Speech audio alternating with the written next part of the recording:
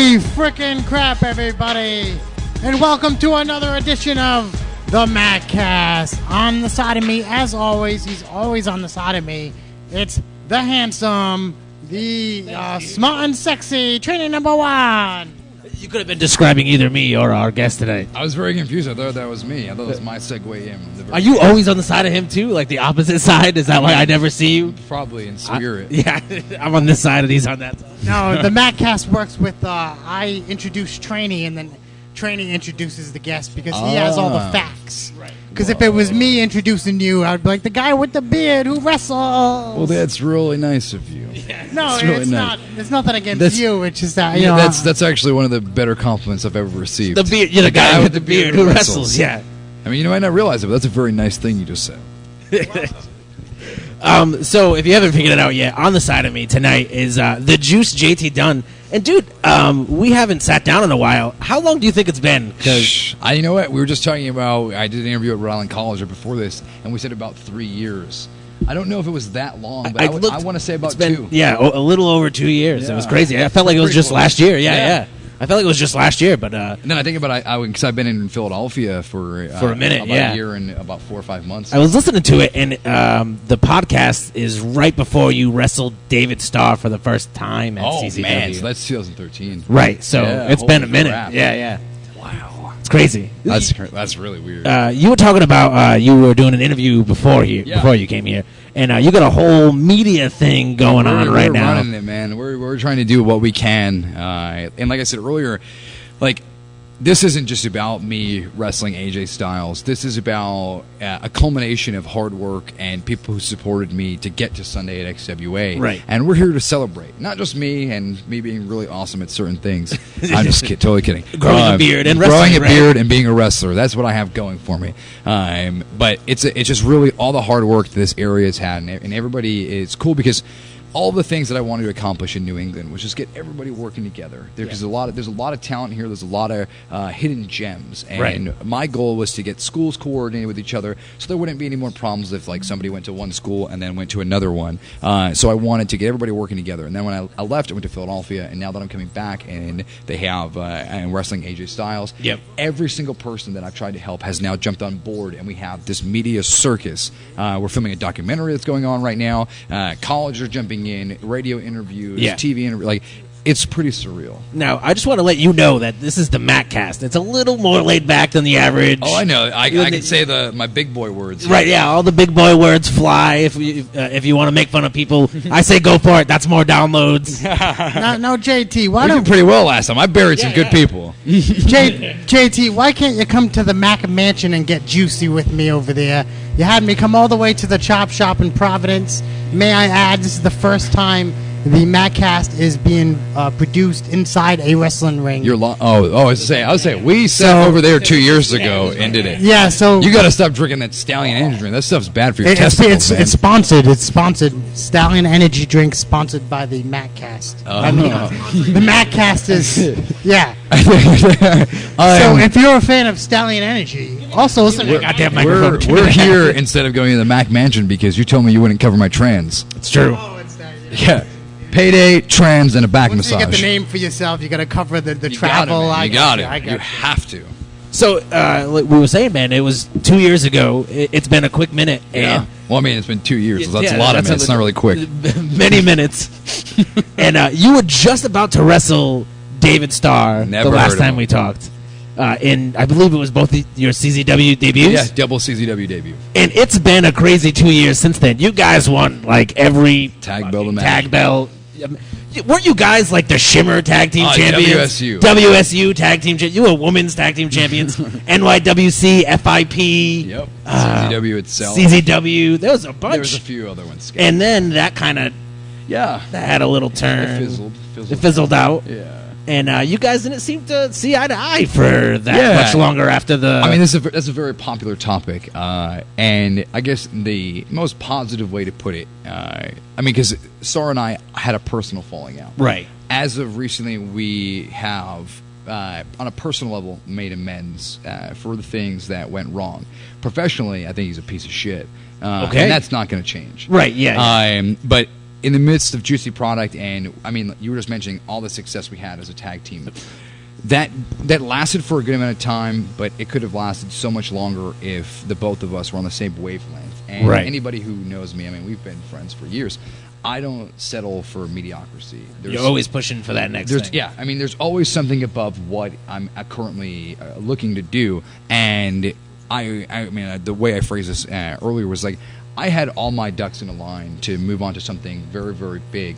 And Star is still relatively new in wrestling, and his ducks were scattered, and he was still gathering them. Yeah. I didn't have time to wait for him to get his stuff together because my opportunities might not have been there much longer. Right. So when the opportunity came for Juicy Product to split and for me to go into the learning tree of Chris Hero, there was no second guessing it. My mind was made up before the question was finished. So I want to kick it back first to a little bit before we go Thursday. Let's do it. Too far. Is it Thursday? Yeah, it is Thursday. Ooh, I like that. Now, how was it? How did you feel? I know it's a little different now. You've had quite a few matches at CZW, but going into your first match with somebody that you said is a piece of shit professionally. You could direct quote me on that. You guys, I'm sure, went into it with the mindset of let's kill it. Absolutely. How was that first experience at CZW? Oh man, CZW. Like I always joke about this, but I mean, I couldn't be more serious. Their slogan is Combat Zone Wrestling. It's like nothing else. That couldn't be any more fucking spot on. Like CZW is the definition of nothing else being in comparison, and I don't mean that in a negative way. Right? Yeah, of course, not at all. Because I still currently work for Combat Zone Wrestling. But when we went in there at Tangled Web 6, it was kind of like I was outcasted because I'm not from CZW, and I was outcasted because of my reputation that came from New England as a guy who ran his mouth, didn't take shit. Chip on the shoulder. Yeah, I was very, very just not full of myself, but I was confident in my abilities. And I knew that with an opportunity to be on iPay-per-view consistently, I would be able to generate a brand for myself. Right. And not use CZW as a stepping stone, but use it as a projection so that I can go and build a conglomerate of things. And when I come back to CZW, all of that comes with me. Right. And I think with Star and I, we both realized, I mean, he had been training at the CZW dojo after leaving the Wild Samoan school, and like he was under the tutelage of DJ Hyde, which is the worst thing for somebody to have. I'm not just kidding, DJ. Don't fire me. Is that also a direct quote? No, don't direct quote that. Steve the Turtle Whiner is just walked into the building, ladies and gentlemen.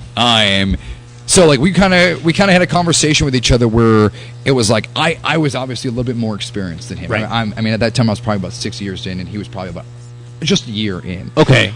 So we kind of just sat there, and I was like, hey, luckily for us, we had a mutual friend in Shane Strickland, who I was very close with, and Star was very close with, so he had relayed to Star like how good I was and how smart I was, that if he gave his trust to me, I would make him look like $1 million. Right. I mean, that's kind of what I do. I mean, I don't ever win matches. I just put people over, and I just take a beating pretty well. So we just kind of sat in the locker room, and we were just like, hey, man, like, we might, like, we were literally against each other into the locker room, too, because DJ had told us the person who gets the greatest reaction, because we're both babyface. We're both good guys. DJ told us whoever gets the biggest reaction, whoever gets the please come backs, like this is awesome. Yeah. Right, whoever generates that is the only person getting picked up by CZW that day. So like gave us an extra incentive to be good. Right. But there's nobody that's ever going to tell me that my performance wasn't good enough to land a job anywhere, because I know that I'm going to be above 100%. Yeah. So luckily, with all those factors in, Star gave his trust to me, and we put together a match that opened Tangled Web 6, stole the show, and pissed off the locker room. And when we got behind the curtain, DJ was standing there, and his exact words were, "Fuck, now I have to hire you both." And my payday wasn't so big then, so it really wasn't that bad. But I mean, it went up, and he started getting even more pissed when we started winning belts. Damn it. And I'm like, hey man, like we were 0-7, and then we beat OI4K, and then we won the belts, and my booking fee tripled. So immediately, it's all his own fault. Now, obviously, there was something about David Starr that you liked in the beginning. His eyes. That's what it was. It's always the eyes, man. It's always the eyes. Oh, by the way, I didn't even mention this before, but we actually have a bunch of people kind of hanging out, listening. There's going to be a point where we have, if you guys want to ask some questions, we'll bring you guys can come up and talk on the mic take a bump in the ring, whatever you do. Just raise your hand like we're in some kind of school or something. Yeah. Raise your hand. I'm going to pretend like I don't see you. So. Yeah, we'll look right back. Now, just like all the promoters in the area. Ooh, he's shooting. Now, idiots. That was a negative thing on them, not you guys. Right, you guys are awesome. How does it feel now, like, going into this, like, your name's out there, right? You got a buzz. Yeah, definitely. I tweeted it out earlier, so it's out there. Definitely. It's definitely out there. Now, you have anything to say to those guys? Like, I don't want to throw any names out there specifically. Throw 'em. Let's fucking bury people. Guys who were not fans of JT Dunn. Oh, okay, yeah. You know, you do too much. I mean, there's one right there. The first time I met T Phoenix, he almost beat me up. Really? I don't remember. I think I said something negative about somebody in RWA because they were an asshole, and I called them out on it. And then T and I are very similar. We don't tolerate shit. Right? Yeah. So he was just it was like when the mega powers collided. There was no handshake there. It was like I almost got cold clocked in the face, and I was in enemy territory. And they put me in there with Greg to try to fucking kick my ass. No, it was the same time. It was at that building. The show it wasn't RWA, but it was a show that was running before you, NAW, and you guys booked me against Greg so that Greg could whoever did. Somebody politics were played, and I was in there with politics were played, and I was wrestling a fucking Marine, okay? And I was 125 pounds, like. Not fair. Nobody wants that. But we had a fun match. I mean, looking back now, that match was god awful, and we both could do so much better. Right. But at that time, it got me into RWA, and I mean, RWA progressively led me to where I am now. So be it. It was worth it. If Greg's going to beat you up, Greg's going to beat you up. But T was one of those guys who didn't like me very much. And I know we talked openly about it. Mike Bennett is a guy who was very adamant about calling me a piece of shit. Yeah. And he was spot on, man. Like now, do you feel like it was your attitude at the time, or just the way that people were perceiving you? Because I heard recently you, Bennett, and Vinny Marsaglia were all in here training. Or running. I don't know how to say his last name right. I'm going to Vinny Marsaglia. There he is. That's it. I still Marsalia. You guys were running practice team, and I feel like that's just insanity. Yeah, I mean, and that's cool for me because the first time I ever stepped inside a wrestling ring, it was with Vinny Marsaglia. Yeah. And Matt Magnum. And we went, and I mean, it's just a weird story. Like you come to a building, and you just see a wrestling ring, you see an entrance, you think, oh, this is how wrestling's supposed to be. And in my brain, all I knew was WWE. I didn't know independent wrestling, right? Or the crazy stories that go with it. The first time I ever went to go see a wrestling ring, we drove somewhere in Warwick. Matt's dad drove us there, and we got dropped off in front of somebody's house. So then we instant confusion, right? I'm like, where the fuck am I? This isn't Chuck E. Cheese, and we had to walk around the house and like walk through all these woods, and then out of nowhere is the big Rocco D'Alessandro Red Dog ring. Yeah. And I'm like, where the fuck am I? And then I got in the ring, and I was really good at football, and I was a really good athlete. So I thought that magically all of those things I had working on for years was going to become, it was making me a magician in the ring. Within 30 seconds, I realized that I was the worst athlete that whatever creates people created, and Matt Magnum was so much better than me. Okay, he came out the womb with a fucking full chest and a six-pack. Like, his family loved him, so, like, that's not fair, because my family didn't love me, so I was at a disadvantage. But he was the man, and we had done, like, our backyard wrestling stuff, and, like, we always feuded with each other, because that's how wrestling is. We were a tag team, we split up, WrestleMania show was coming up, we're brawling, brother. He wore his red shorts, I wore my blue shorts, fucking bad guys. It's like, it was really cool to be here, and it was last night. They were in the training here at the RWA Chop Shop, and I mean, this is my baby. Like, I take pride in this school because this is something that was created to give people who weren't given an opportunity. I was able to use my value in wrestling, whatever people may classify it as. I was able to use that to get eyes and attention, whether it be social media, videos, clips, anything I could do, and that got more eyes on RWA, and progressively that grew. And my goal was to get schools like Top Rope, New England Pro Wrestling Academy. I mean, I had Brian Fury come in here and run a seminar, which is unheard of, to bring another trainer from a local school in to bring his students and train my students into doing cool things. Right. And it's growing to something now that's just like I didn't even imagine. Like when I moved to Philadelphia, Biff Busick came in over, here, and like, I mean, Biff would still be here if he didn't move on to somewhere Orlando. else. Yeah. And now I mean, I don't know many people you could replace myself and Biff with that would do such an amazing job. And then enter Michael Bennett. And it's like Damn, I mean, man. Holy shit, man. And, I mean, how full circle is that? Where it's a guy, something that I created is now being run by a guy who hated me for such a long time. And, like, the guy that comes and helps him is a dude who helped break me in. Yeah. And last night, like, I mean, I was standing here in the ring, and I'm just looking around, and I just had one of them moments where it's just like, man, life's really cool because here we all are. Yeah. Like, I never thought I'd be wrestling long enough to get to any kind of success. And I mean, we all have doubts in what we do. Yeah. And I'm sure Bennett never thought I would make it this far. And, I mean, after Vinny saw me wrestle for the first 3 months, he probably thought I was going to quit really fast. But it was really cool to have, like, the next generation of wrestlers. And I say that, but I'm only 25. I'm still young. I'm still part of this generation. But I've always been ready to prepare for. You said you're only 25, but you've been wrestling for 8 years. Right? Yeah. This October 14th this year was my eighth year. So. I mean, so you're a grizzled veteran at this point. Oh man, I'm grizzled, but I don't know about a veteran. I feel like Bruce Jenner over here. My body has things changing to it that I'm not comfortable with. I want to give a shout out to Biff though, because I read a whole article on WWE.com about him today. You can read? Yeah. Sometimes. Oh, shit, you taught well, him he. I thought it was still. It's one of those like Playboys. No, it's like one of those the cassette books you put it in. They read it reads it to me like Hogan reads his own book. You're just looking at pictures of Biff like that. Of Biff, yeah, just flexing right. And now you die. Yeah, horrifying. But shout out to Biff. Hopefully, he's going to kill it out there. I've said this for many years, and I think anybody in this room right now has heard me say it. Biff Busick was my favorite wrestler to watch because he inspired me to fall in love with wrestling because he was so passionate and he's so dedicated to being the best. And he wasn't a guy who walked around saying, "I'm the fucking best. I'm going to be the best. I'm going to WWE. I'm going to Japan. I'm going to do this." Right. He just walked in the building, and his demeanor commanded respect. And every single person on the show would beg to wrestle Biff. And I mean, I was lucky enough to have tons of matches with him. Yeah. And they weren't matches where like I felt like I really didn't feel like I contributed much to him. I went there and I was learning and I was absorbing. And we were talking about this last night. It was really funny because Triple H is in the building, and one of my first matches in my feud with Triple H was we did triple threats, so like the Lightning Championship. It's always PWF, right? PWF Northeast, and there was always somebody else in there. And Biff Busick had left New England, went to go train with Lance Storm in Canada. He left there, went to Texas, trained for Naki, and he came back to New England. And we were his first match back in a three-way.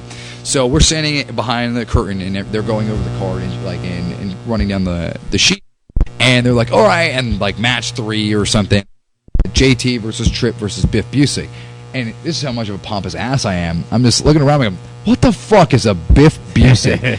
And then I hear, "Oh, it's me." And I turn around and here's just like, fuck. Here's brolic Biff Busick. And I'm just like, "Oh, okay." And I look at him and I'm like, "Look at this fucking greenhorn." Like, because I was the new guy in PWF and I was so happy that I wasn't going to get beat up anymore. So I'm like, this guy's about to get his ass kicked. And we start calling the match and I'm just like, holy shit, you're way smarter than me. Wait a minute. Fuck. so then I went in there and Biff beat the shit out of me. And like then, he does to everybody.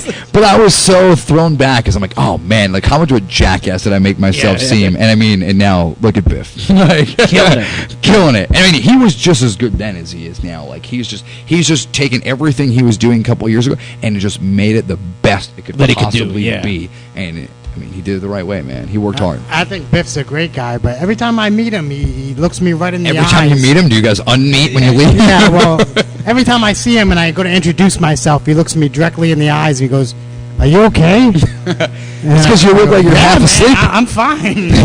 Every time. I don't know what. Maybe there is something.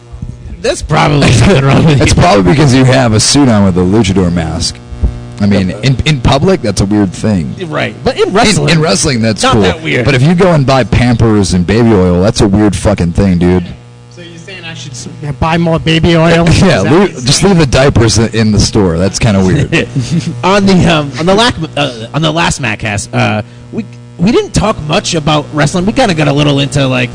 Yeah, all the girls I've dated. That's we got real heavy in the like personal life stuff, and I think that was one of the first times you really openly spoke about the addiction stuff. Yeah, that was. I think that was actually the first interview I ever did where I talked. Where you talk openly about that. Yep. Now, it's known. You talked about it at Beyond shows and, in other interviews and all that. There's a T-shirt. I don't know if you want to plug the shirt. Yeah, for sure. I'm on ProWrestlingTees.com/JT Dunn. I have a Who Did You Ever Beat Addiction shirt. And like you said, everybody knows my battle with addiction. And it really was an important thing I needed to overcome in my life. And as opposed to taking that and me profiting off of it, right. What I've done is set up the Pro Wrestling Tees store, so now all the money is sent directly to my PayPal, and every time I hit a certain amount, let's say the first time was $100, so once I reached $100 through shirt sales, I have donated that money to the Rhode Island Substance Abuse and Detox Center, which is something I've never went there. Right. I don't think I've ever made that clear. I never saw treatment for my addiction. I beat addiction literally single-handedly by myself. But I know some people aren't that lucky. Yeah, I was very fortunate, right. and I think that just goes to show, that doesn't mean I'm just a very determined person. Like we said in the beginning, like me staying on drugs is just a mediocre life, and that's not acceptable for me. But I know how hard it is for a lot of people to overcome things like that, and a lot of people don't know there's help. So my way to bring awareness to it is, hey, here I am. I'm however you value me.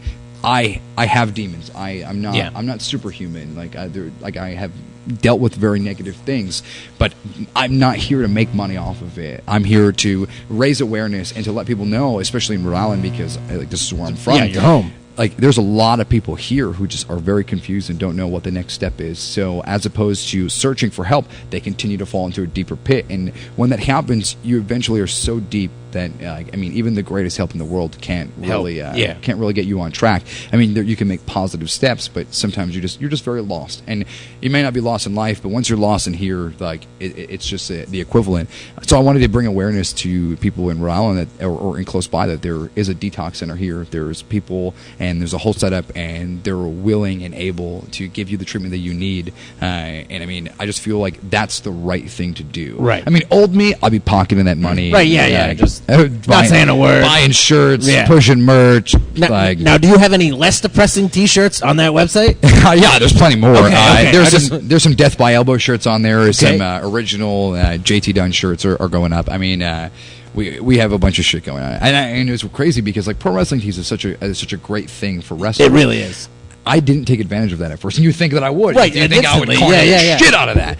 But I'm very hands-on. I like to sell my stuff in person. At shows. So for a while, I just kind of had the store there. I put 2 shirts up so that they didn't fucking delete my site. Yeah. And I probably sold a half a shirt a month. Yeah. And, just because they got it, they're like, this sucks, and they just cut it and sent back half to prove a point. The belly half. They kept the part with the design. Top so they can still wear it.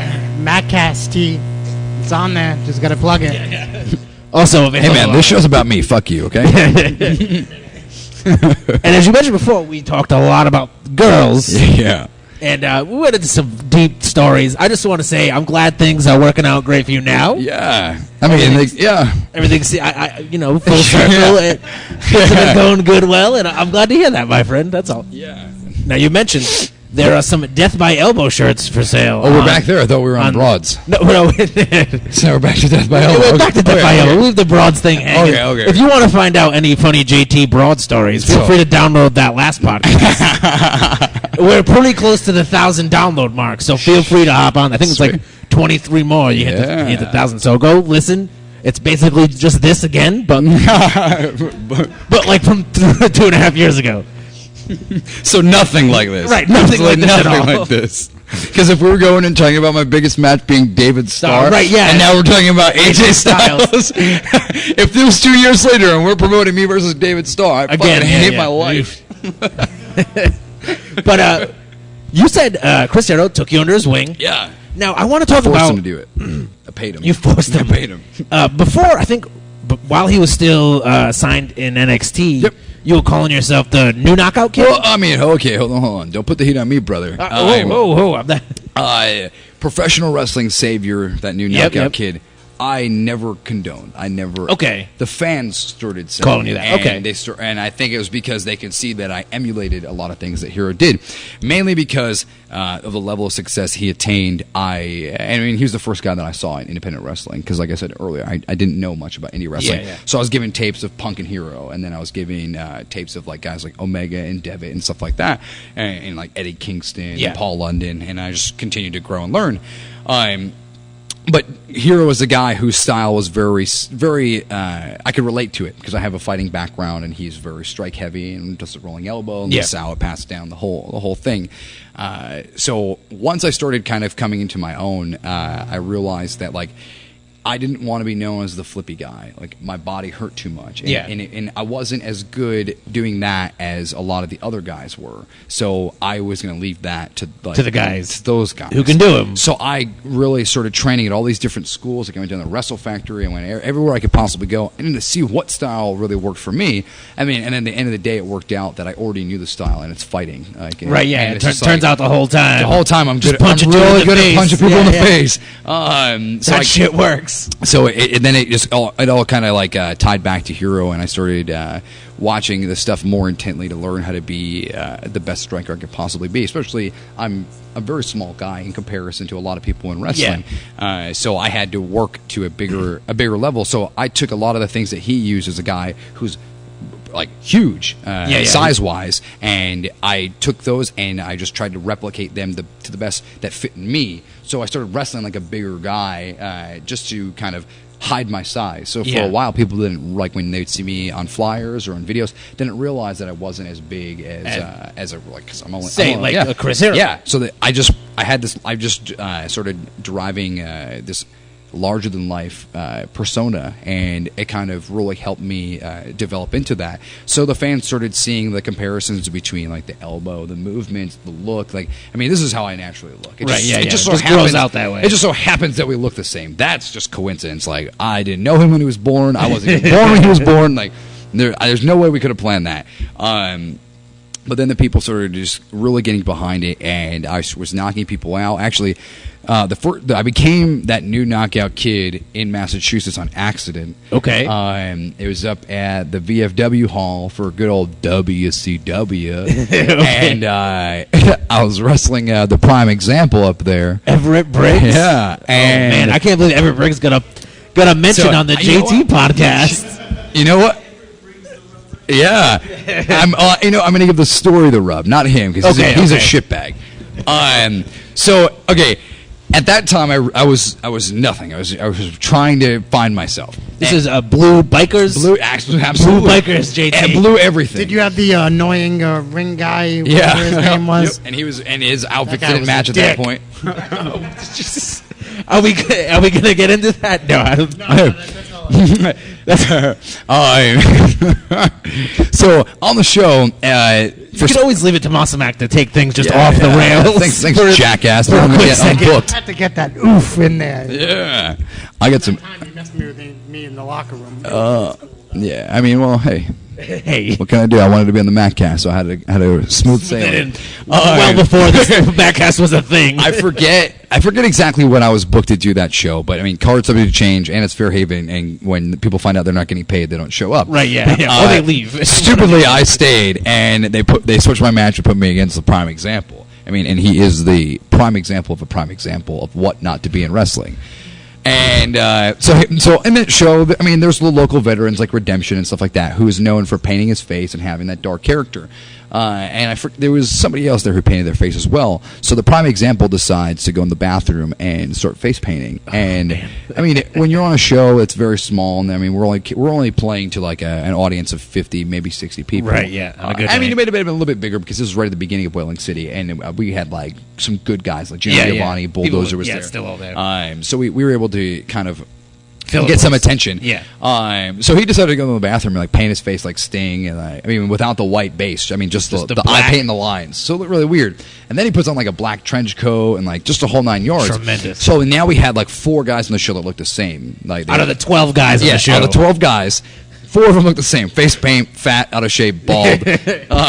But Redemption there in that locker room, it was like the veteran, right? And he came up to the prime example and said, "Hey man, go in the bathroom and wash that off. Like you've literally never worn face paint. What are you doing? Why the fuck are you wearing face paint today?" And he was like, "I'm trying this new darker character." Now mind you, I'm the biggest bad guy that company has. Yeah, which says a lot for how shitty it was. And I'm the biggest bad guy, and he's coming against me, and he's ultimate babyface, and he looks like a dark baby. Yeah, he looks like after the match he's going to go in the back of the alley, break a beer bottle, and fucking start stabbing himself in the wrist with it, like because he fucking hates his life. And which I do not condone. Please don't do that. Right. So unless you're ever no. As we're in the locker room, I'm trying to call the match with him, and he's big leaguing me. So I mean, okay. So we had I think we had like 8 minutes or something like that. So he comes up to me, and he goes, "Okay, so here's what we'll do," and I start laughing. I'm like, "Okay, like what are we gonna do?" Entertain me with what the fuck you think wrestling is, and he goes, Jamie said that this match is going to be 50-50 because we're equally as good." I'm like, "Okay, of course." And then he's like, "So we have 8 minutes. So you'll get the first 3 minutes. Then I'll get a minute on you, and then you get a minute on me, and then I'll get the last 3 minutes in the finish."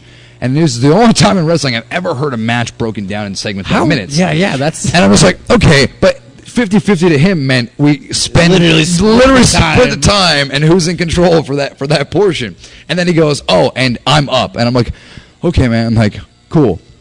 So he walks away, and I go to Jamie, and I go, "Okay, I'm just going to say this one time. Tell me if I'm hallucinating." And I reiterated everything they told me. And, like, I mean, it's Jamie, so whatever. But, like, his jaw just drops. And he's like, "What?" And he's like, I literally said none of those things. And he's like, "You're the only champion we have on the show. Why the fuck would he hate you?" And I'm like, well, I mean, I didn't say okay. I just said, yeah, sure. Because I knew I was coming right to you next. So as soon as he tells me, like, no, just fuck him up. Like, squash him. Like, it's no longer 50-50. Like, that idea is gone.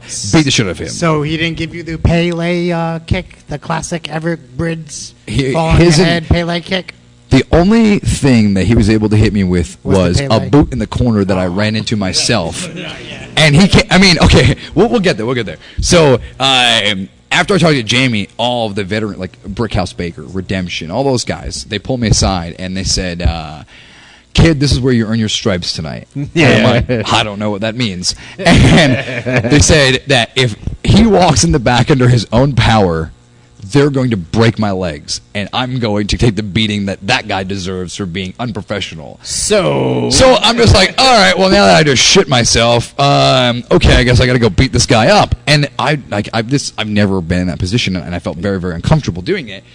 And I wasn't going to do anything bad until we got in the locker room some more, and he kept talking shit to me, and I'm just like, who the fuck in real life, like if we went outside that VFW hall, I would hand you your balls on a silver platter. I would fucking ruin you. Like when you put this up, please make the screen cap of this fucking podcast his stupid face, so people can see exactly what a prime example is. And this is the guy who threatened me.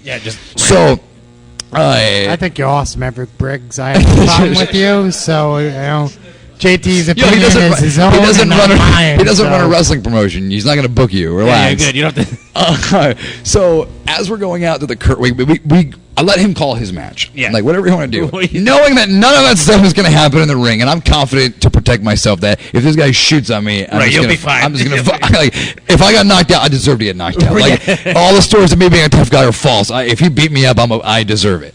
So we get in the ring, and like. We only have 8 minutes.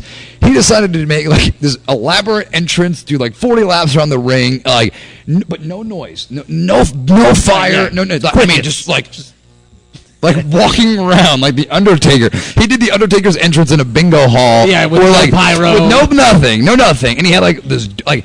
I came out and the crowd, like, they booed me, but, like, the smart fans were cheering for me. But, like, he came out and literally I could hear myself breathing. And I'm just like, oh, my God, this is going to be so bad.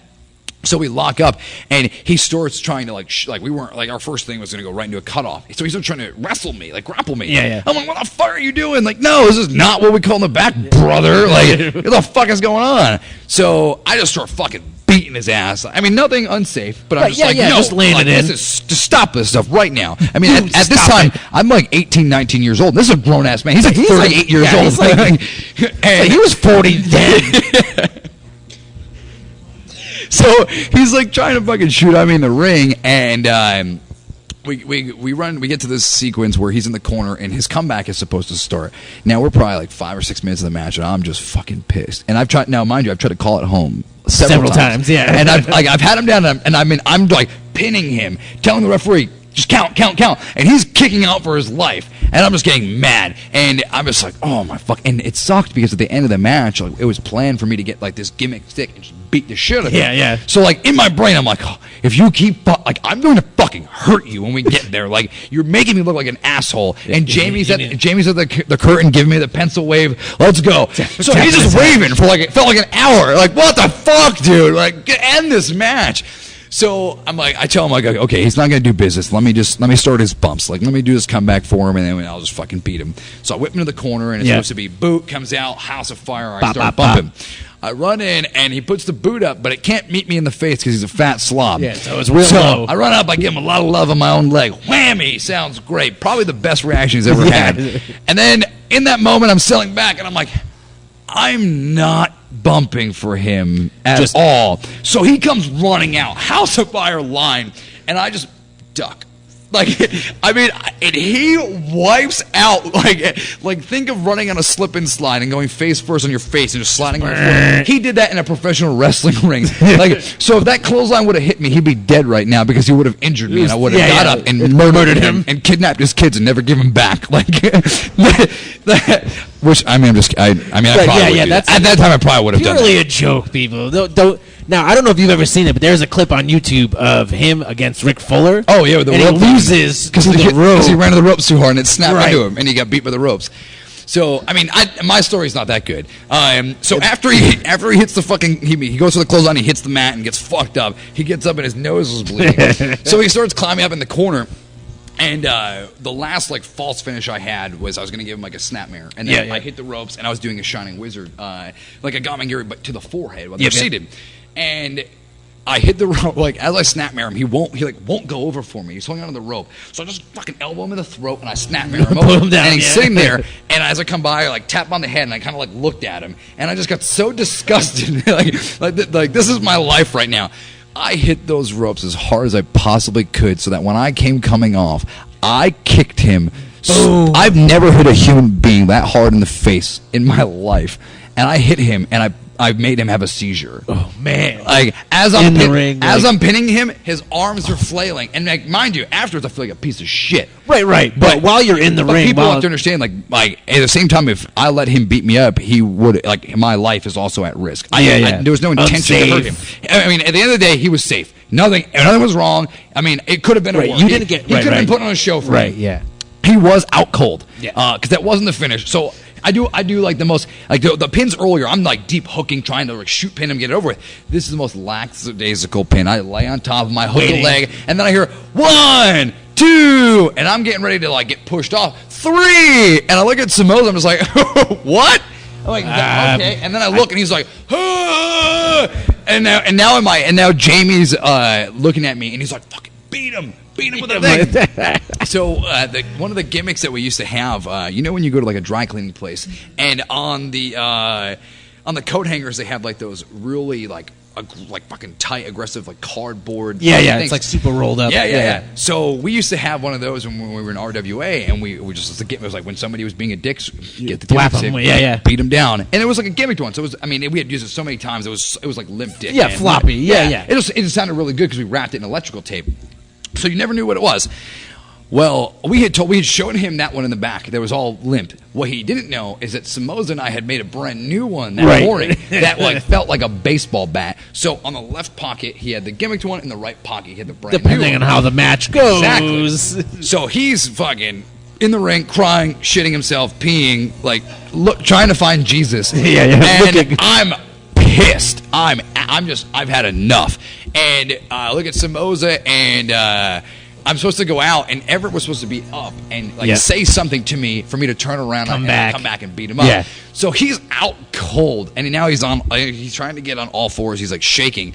So Samoza just looks at me and goes, "Hey man, he said your hair is really stupid," and I'm just like, "Motherfucker!" So this is the reason why I get mad. So he tosses me the gimmick, and I grab it, and I didn't know which one he was going to give me. And now you know. I'm like, oh fuck. First one right in the back of the head. Wham! He goes down, and then he got up like he wanted to fight me. So as he stands up, I swing it like Barry Bonds across his chin. Wham! He goes back down. Man. And now I can feel that this thing, which is and I was hitting against a brick wall outside. Yeah. Nothing happened. It's now bent in from half his face. because of how hard I hit him, and he would not stay down. So I'm just fucking beating him. I'm just as I'm hitting him, I'm like, stay the fuck down. You're making me look stupid. My thing every match is beat the shit out of people, and I stand over him, and I'm just an asshole. Pose, yeah. So I'm just beating him, and I'm like, I should be in jail right now. I'm just fucking him up, and all the boys are out of the back, they're peeking through the door. Dude, bad guys, good guys, coming. No, they're coming out of the curtain, looking at me beating, and I'm just fucking him up, and Brickhouse is like, attaboy. So they think that I'm earning my stripes by doing what they said, when really this guy endangered me, and I'm you were just like, fuck I'm like, this has happened to me several times in my life. Oh, now I get to fucking roll. I'm making this shit fucking count. If I never get to shoot anybody in my life, I'm making this one fucking count.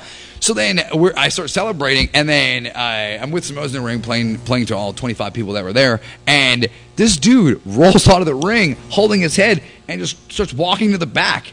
And I'm looking at him like, are you fucking kidding me? Yeah. What an asshole. Just no. So he gets in the back. I walk in the locker room. Redemption's like, oh, fucking great. And then I see him in the corner of the room, and I was like, hey, man, thanks a lot. And,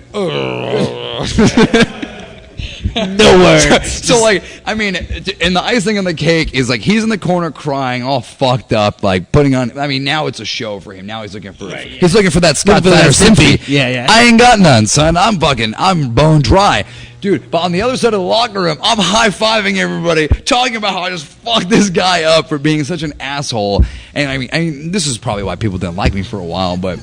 I needed to protect myself, man. But that was literally the first knockout I had. Yeah. My first official wrestling knockout was with Steve the Turtle Weiner. So did they eventually just build where you were knocking guys out and you became Jamie took advantage of it, and he was smart, and he made a hype video, and it was just me doing that Shining Wizard kick for 45 seconds straight, just wham. But what he did was it was one of the things where it's edited on a really crappy program where all he did was change the color. So first it's normal, and then it's the same thing but with a blue layover, and then a red one, and then a yellow one, and then a pink one, because everybody just thought everybody just assumes that I loved vibrant colors. So they always attach me to all these bright colors. When really I'm like, hey, just throw a blue in there and I'm good. But that's where the new Knockout Kid and thing started coming up, and the fans got behind it, and obviously as I've gotten I've become more successful, professional wrestling savior has started coming up, and at first I really didn't know where I was going to go with that. I didn't know how to interpret it, but my perception of it is I just offer something different than most people. Yeah. So I'm just saving people from seeing the same old shit. I'm giving them an alternative to wrestling, and I feel like I don't have matches that people don't want to see. Yep. So I feel on a card I'm an aspect, and I save you can look at a card and be like, fuck, I don't know if I want to go to that show. There's really nothing appealing. And then you see me, and I feel like my name value now helps save that card. Luckily, I'm now on shows where every match could be right. But when it first started a couple of years ago, that was kind of my perception. And I was very, even because I knew Hero was that young knockout kid, I was very uncomfortable with addressing myself as that. Yeah. But it just kept getting pushed on me. And then, he was signed, I didn't think there would be a problem. And then he was released. There he was. And how did you guys had that first match? Mm-hmm. What was your perception of the way he felt about you? I think honestly it was humble season for me, man. Right. I've been having great matches at that point with Gargano, Elgin, and stuff like that. But the pinnacle is Hero, and I think Hero is known as that guy where he's not just going to give you respect. That's absolutely never going to happen. I have never heard one story of a guy walking into a room. Hero's like, I like you. Yeah. You have to earn it with him, and I think that process makes you a better wrestler. So when we did our first match at Beyond, when he got released, my phone started blowing up, and we were tagged and everything, and I'm sure that was super frustrating for him. Right, yeah. He was like, who the fuck is this guy? And I'm sure he saw it as, like, this guy's, like, stealing my stuff. My shit. And aside from us doing, like, rolling elbows and that new knockout, there was no similarities whatsoever. Right, yeah, my wrestling style is very different overall in comparison to him. But those two things were so emphasized in people's eyes that everybody just thought we were the elbow identical. pad. Yeah, everything was the same to them. So when he came there, I think it was like, if I didn't live up to the hype that everybody had, I think all of those things would have been revoked. And what we did in the ring it's still to this day one of my favorite matches I've ever had in my entire life. And here last night they were talking about, in wrestling, I mean, you coordinate your safety in the back. Yep. But what makes a good wrestler a great worker is the ability to get in the ring and work on the fly and just kind of feel your environment and just kill it. With Hero, that was probably the most nervous I'd ever been going into a match because, like, it's one of them things where, I've had dream matches before. Like, I really looked up to Johnny Gargano, so working with him, but this was Chris Hero. This was, like, the guy who, like, I decided to, like, eat shit for so I can emulate what he did. And when he got signed, I was like, never going to happen. And him coming back was, like, it has rejuvenated him, and it's, there's nothing but positives for me. But I was so nervous going over it, and when we were coordinating stuff, we picked a segment that we needed to get to, and I didn't realize the time that was going to be eaten up in the beginning on the fly, which, watching it back ended up being close to 20 minutes. Wow. Okay.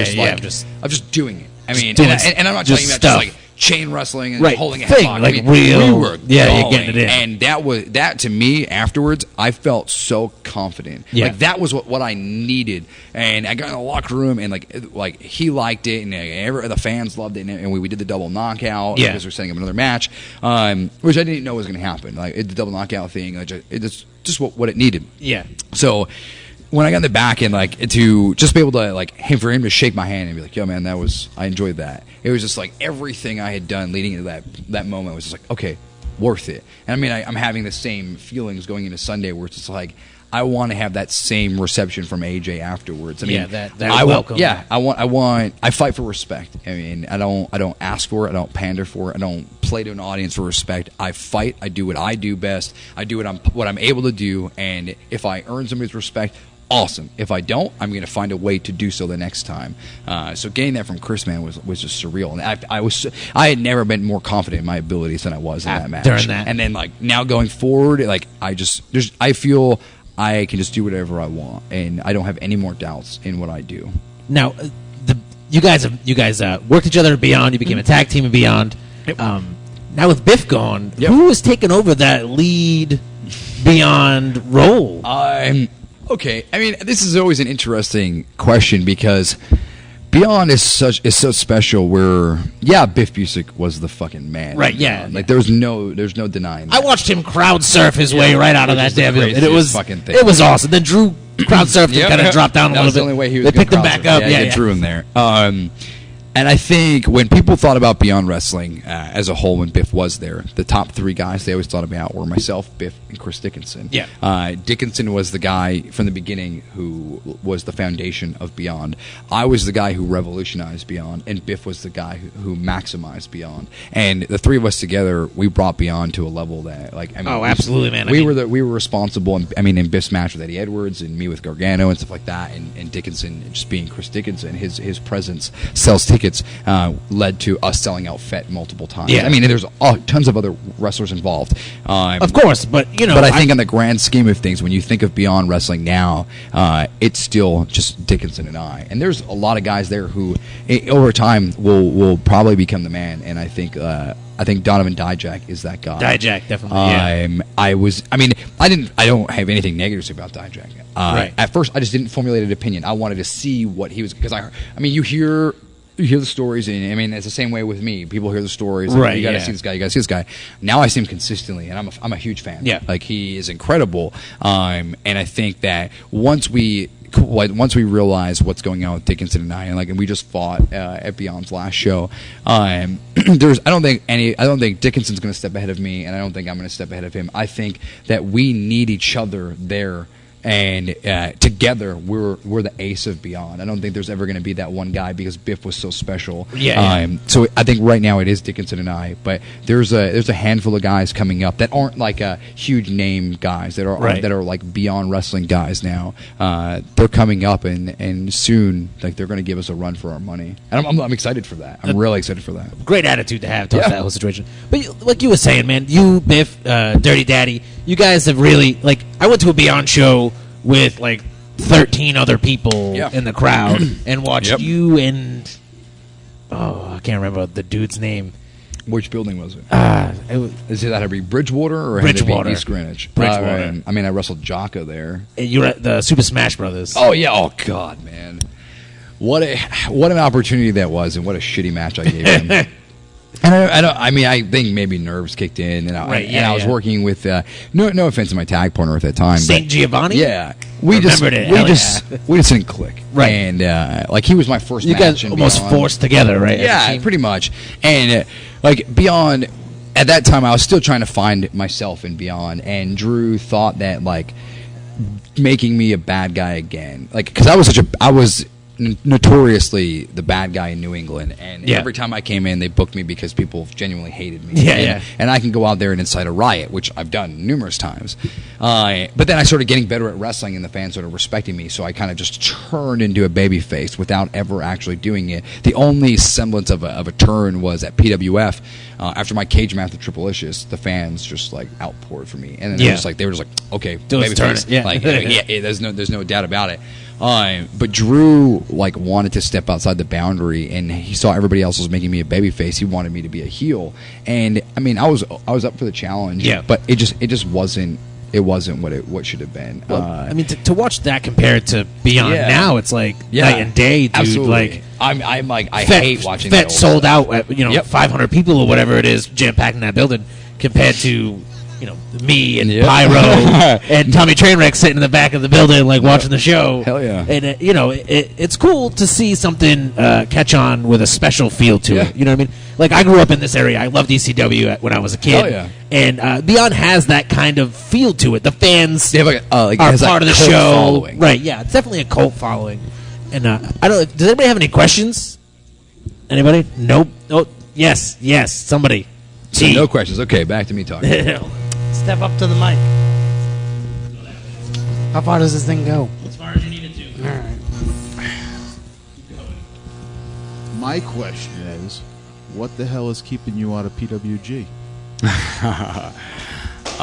Good question. That one got around. I mean, to be honest, I'm not sure. But I strongly believe it's not my time yet, and I don't say that in a negative. Like I don't think that. Meaning, if I was to go there tomorrow, I don't think I would do a bad job. Right. But I think when you don't think it'd be the best job. I've accepted the fact that like when I go and I go there, I feel like I'm going to be the best I possibly can. So the more time that I'm not there, I'm honing my skills, I'm developing, so that when I actually go there and perform, they're not going to be able to get rid of me. And that's kind of my mentality everywhere. But there, because of what it is, and I mean, everybody here knows how hard I've been working to get it there. Yeah. Because in independent wrestling, that's a staple. Like if you get it there, that solidifies that what you're doing, no matter what you've done outside, that makes you somebody. I mean, I've wrestled the best wrestlers in the world, and I still. I was going to bring that up, man. Like you've certainly battled some names over the past couple of years. X-Pac, I see you in the ring with. I love X-Pac, man. Paul London. Yeah. Dude, Austin Aries, EC3, like everybody, man. How does it feel going to think like just a couple of years ago, you were wrestling Everett Briggs to now, you know what I mean, to X-Pac shaking your hand and giving you a hug. Yeah. And, you know Dude, I cried when that happened. I'm sure you're a couple years younger than I am. I love X-Pac. X-Pac, right? I'm sure. growing up. Okay, so I mean, we talk freely on here, so fuck kayfabe.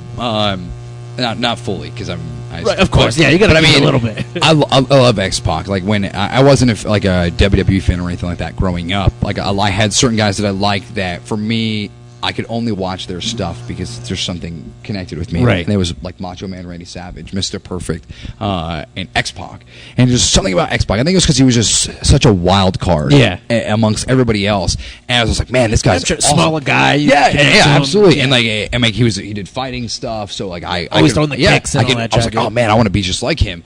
And I was always telling myself, like, man, it'd be really cool if I got to wrestle X-Pac one day. Like, I feel like that would be, for me, the childhood in me would be like, oh my fucking God. So everybody knows that, like, I take sometimes reckless bumps. Like, I'm pretty well known for spiking myself in my head on things that I probably shouldn't. Right. And shoulder tackle. Yeah, shoulder tackle, head bump. Lock up, head bump. So I started working for 2CW, and I mean, my first match in there, I wrestled Samoa Joe, and that just showed the faith that they had in me. Right. So we went and did this rock and roll concert. They had like POD and stuff, and like the side show was 2CW wrestling, and X-Pac was on the show, and I was like, holy fuck, like, oh my God, it'd be so fucking awesome if I could wrestle X-Pac. I was announced in another match, and I don't remember off the top of my head what it was. And as the show got closer, the promoter hit me up, and he was just like, hey, we're going to change your match. And I was like, oh, fuck, okay. What do you want me to do? Like, what do you need me to do? And they're like, oh, we're going to team you up with Colin Delaney. And I'm like, that's super weird, but okay. And they're like, oh, you're going to wrestle Sean Carr and Sean Waltman. And I'm like, Sean, like, fucking X-Pac? What? And then there's like, yeah, X-Pac. Are you cool with wrestling X-Pac? And I literally wrote, in capital letters, that is my dream. And they were just like, okay, period awesome. After that is my dream. They were like, awesome. So, I mean, Pac, I guess, remembered POD from like the WWF days when they used to do all the songs. So he was like hanging out with POD all day, and we're just like in the tent. I mean, I was like nervous because fucking Pac, man. So he gets in, fucking coolest dude in the fucking world. I think I had met him before, but I never really had conversations because when you meet guys like that, I never want to overstay my welcome. I'm just like, hey, you feel like you're bugging people, right? Exactly. And if they initiate a conversation, great. I'm not gonna mark out and be like, oh man, I loved it in '95 when you do the moonsault. Right. Like I'm never gonna say anything like that. So we started going over the stuff, and like you can see at first, like guys like that, they're a little older. They're very hesitant to put their body on the line for people, especially young guys like who just we want to do crazy shit. We want to stand out. So we were just like putting together a nice little thing for the crowd, and then as we started getting closer to the match, he started getting more amped and more into it, and it was awesome because little things that like we would do to stay safe, we would keep it very simple, very structured. He started like, oh, let's do this. What if we did this from the expanding top? on and I'm like, oh my God, this is fucking 1, 2, 3, kid. I'm like, oh yes, my I God, totally would. He's talking about doing dives, just shit that like he doesn't have to do. So I remember, like, this is the only thing that I marked out and did is I played politics so that I was the guy who got beat. Because I had been preparing myself my entire life. Every spike bump I had ever taken was for that fucking X Factor. And I'm not kidding. Like, I do the spring in X Factor, the suck it bomb as Denver, Colorado has dubbed it. I mean, that's a tribute to X-Pac. Like, because I fucking love him. And it's like, so I went up to him and was like, hey man, I would love to take the X Factor today, like if you want to use that for the finish. And he was just like, oh yeah, cool. And he's like, don't hurt yourself.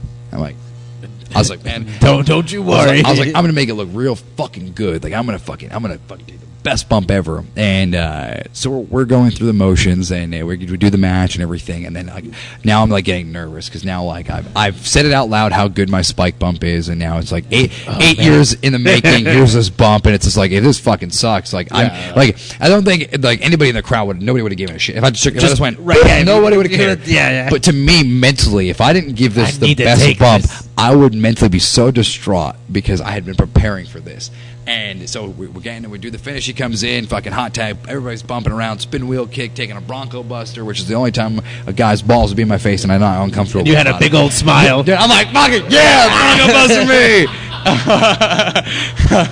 me. So then I forget what he did. He knocked down Colin Delaney, and I kept running out with a rolling elbow, and he ducks it, turn around, Soul Butt, and then X Factor. So as he grabs my hair, I'm just like, oh my god.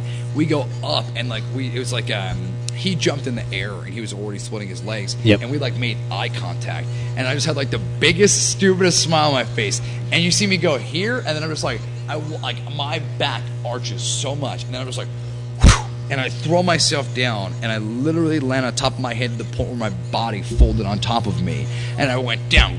Like I ended up having like really bad neck problems after that. But I went fucking down. 1, 2. Like to paint you the picture, we're like outside in like a field. They have all the, like how concerts are. Yeah. This isn't a wrestling crowd. Like they don't know. Holy shit! This is awesome. They went bananas. It's like holy shit. Like it just. As I'm there trying to regain consciousness, I can hear it. I'm like, it's fucking awesome. It was so good. Like Pac got on a knee next to me after the match. It was just like, are you okay? Is your neck like we need a fucking ambulance? Dude, and I was like, my brother, you look good? I fucking felt awesome. So like everybody believed that like I got fucked up. So I mean, hey, it was worth it. But dude, I fucking, it was so good, man. And then he like got up and like we shook hands in the ring, and then he bowed to me, and I was like, oh god. And then like as silly as this is, like after a match, guys like they have a good match, they go on Twitter, they put each other over, they blowjobs everywhere. So is that what Twitter's for? Yeah, you haven't had blowjobs over Twitter? You're doing it wrong. Oh man, I gotta add some different people. Yeah, I'll send you some of my contacts. So I just posted something online about like not marking out, but just saying like it was cool that as a kid I always wanted to wrestle X-Pac, and now I got the chance to. Like, thank you 2CW. And then he like tweets back instantly. It was like, hey man, thanks for carrying me in that match. I'm in the car. Oh my god. So it's 100% not true. Like he's X-Pac, he's a fucking man. He did it all himself. But I'm just like, oh my god, like, how nice. He didn't have to write that. He didn't have to say that, because like as silly as it is, and people are probably gonna poke fun of me when they hear this, but like that tweet generated a lot of buzz for me. Yeah. And people started watching my stuff, and they were like, hey, I saw what Xbox said about you, so I checked out your YouTube stuff. Yeah. You're fucking awesome. So like that little thing, as minuscule as it was to his life, got me bookings. It got attention on me. And it was just like, it was such a fucking cool moment. Like I got to have that shit with the Xbox, man. It was fucking cool. Now, is that like your go-to wrestling moment that you've had so far? I mean, I don't want to. One that when you think about your wrestling career, I think that's the one that lasted the longest, because like I was a kid watching 1, 2, 3 Kid, thinking like, oh man, if I was ever a wrestler, I want to be like him and I want to wrestle him. So I mean, along the way, other guys influenced me where I wanted to be, but that was like the longest one. Like that's like because I mean, it was like that in wrestling, Macho Man, which I mean, that can't happen. Damn. But it was like X-Pac was like the only thing that from a childhood where I was just like, oh man, it'd be really cool. And I mean, I'm talking like I was probably like 10 years old, 9 years old, and now then I'm 25 years old and I'm wrestling, sharing a ring with him, and he's sitting there bowing to you. Yeah, man, it's a mind blowing situation. It was unreal, like unfucking real. Anybody question? Steve, come on over. We got Steven over here with a question. Hello, Mr. Dunn. Hello, Mr. Turtle. It's good to see you again. It's great to see you. First of all, I second what Mr. Phoenix said, and my question is, what is the craziest road story you have yet to tell that you feel comfortable telling? And what are your thoughts about the status of 2CW now? Oh, that's right. Okay. 2CW closed, right? The 2C everything, I can address that first. Yeah. I think 2CW is absolutely amazing. And I tried for a very long time to be a part of 2CW. And it took me a while to get in there, and when I did, I was instantaneously accepted as part of the family, because I wasn't there for myself, and that's what's cool about 2CW. And I mean, there's a lot of places like it, but 2CW has stars. Like they have guys world traveled, like the guys that you bring into a local show or something like that to headline. They have opening the show. I was going to say it's surreal. Just I mean, the Young Bucks are there every show, like so that shows you the level of success they're looking to attain. They've been around for 10 years, and they're at the point now where at some point a wrestling promotion does die. Yeah. And if it stops growing. Yeah. And sooner or later, like, you just burn out cities and stuff. There's a million different reasons.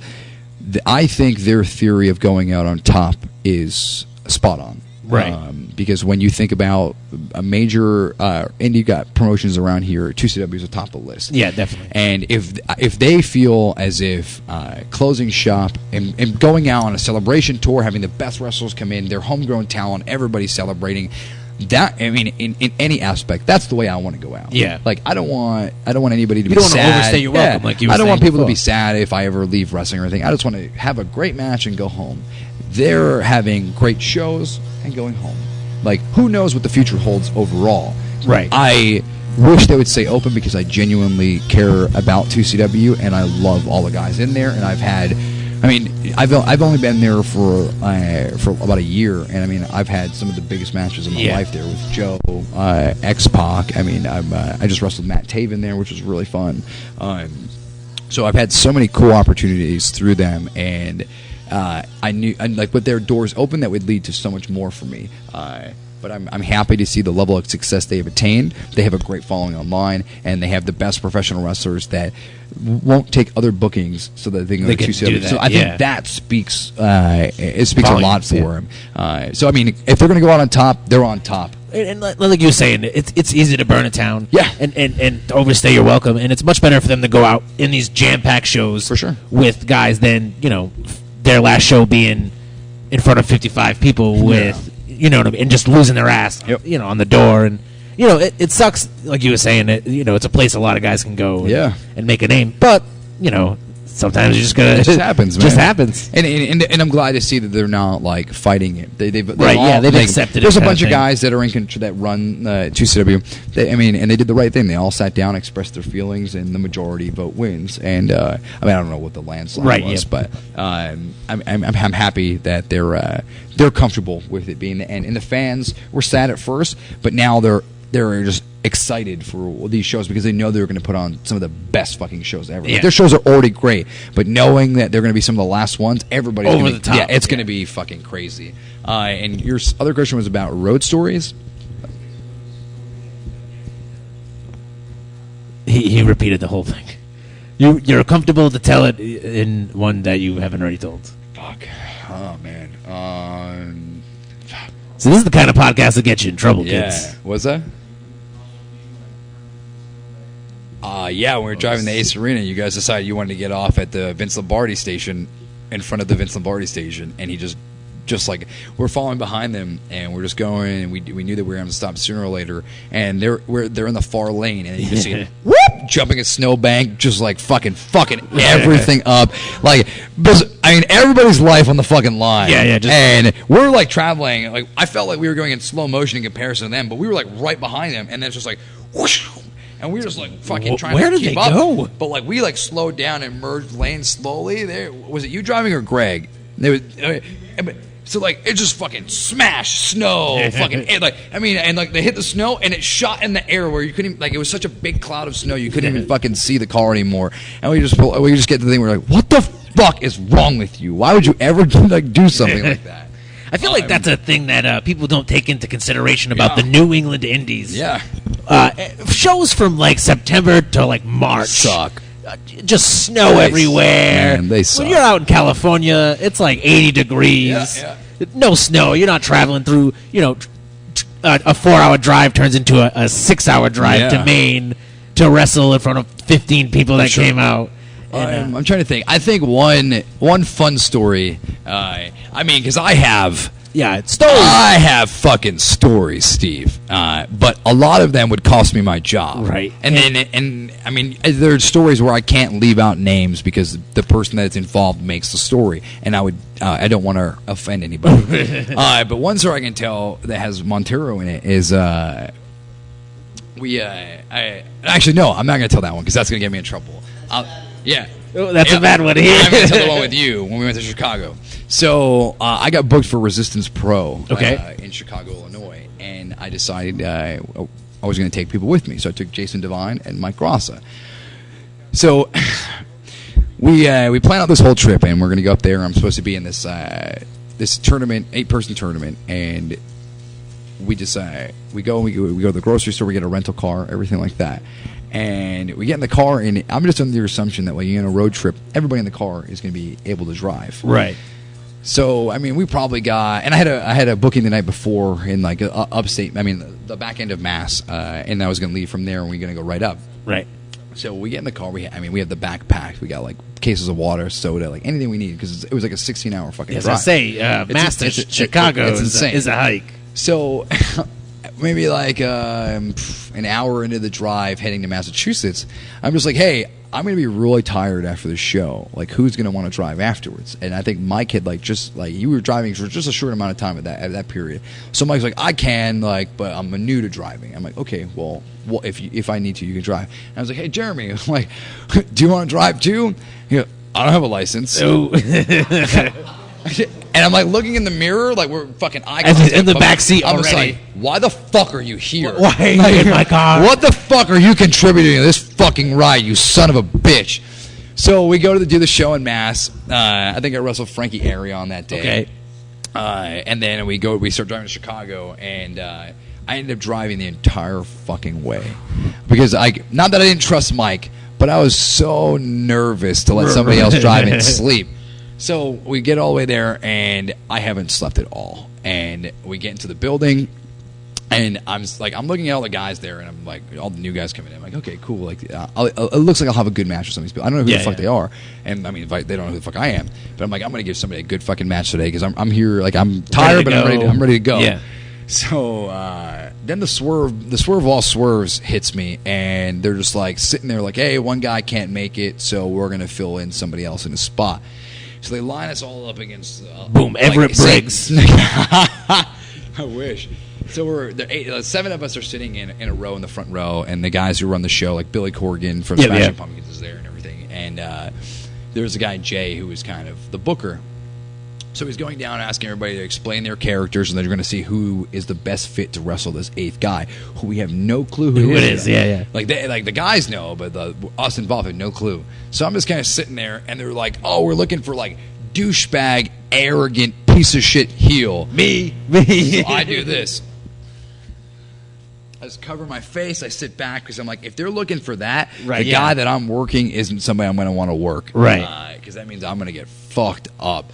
So they're going down. These guys are like, "Oh, I'm babyface hick, redneck," and they're just like, "No." And then I'm like hiding my face, and they go, and literally, they look at me and go, "What the fuck do you do?" So I wrestle. Like, they're like, "Well, what's your character?" And I'm like, "I'm an asshole." And they're like, "Perfect. You're wrestling Madman Pondo in a hardcore match." Boom! I'm like, wait, what the fuck are you talking about? I'm like, I was like, man, I don't do hardcore, and I was like, I'm like, I don't feel comfortable with that. They're like, oh no, he's a professional. You'll be fine. Okay, man. Like, so then one of the people who helped me get booked there was Sugar Dunkerton. So I go up to Sugar. I'm like, hey man, whose dick do I gotta suck to get out of this fucking match? Because I'm not comfortable with that. And he's like, who you wrestling? Pondo. Oh boy. And I'm like, oh, fuck. You never want to hear that. So you never. So Pondo comes walking in, and he's dragging in all his weapons, and I see him come by the locker room. I'm just like, oh my fucking god. I mean, and anybody who knows me knows that I fucking hate hardcore wrestling. Yeah. Like, I love watching it. I hate participating. Right. I have a high tolerance for pain. I don't have a high tolerance for getting hit with a fucking stop sign. Like, nobody should be comfortable enough just fucking wham. Okay, grab me another one, brother. Like, no, fuck you, dude. I'm going to sleep. So we get in the back, and Pondo's old school, man, call it in the ring. The only thing he like smartened me up to, like, some of the gimmicks that were used. One of them was a baseball bat that had the top of it like slit in half, and in between it was a lug nut with a saw blade attached to it. Okay. So I'm staring at him like, this is some juggalo fucking CZW deathmatch shit. I'm like, what the fuck? And so I walk over, and I'm like trying to put my hands on it and see if it's gimmicked or not. Fucking touch it, slits my finger. I'm like, oh, what the fuck? So he explains to me how, like, his magic. I'm not going to reveal it. He explains to me his magic to keep me safe. I'm like, oh, okay. And I mean, it makes sense, right? I'm like, okay, cool. I mean, I feel like I could be safe there. So the whole point of the match was for me to out wrestle him in the beginning, show that he's just like he's a slob. I mean, and I'm not meaning that to be derogatory. I have my quotations. This is their words, not mine. And I'm just a better wrestler than him, and I'm arrogant, and I'm just going to outshine him. So, I mean, simple stuff like lock up, go behind, slap him in the back of the head. He comes back, drop toe hold. Right, step yeah, over him. You're fat. You're a loser.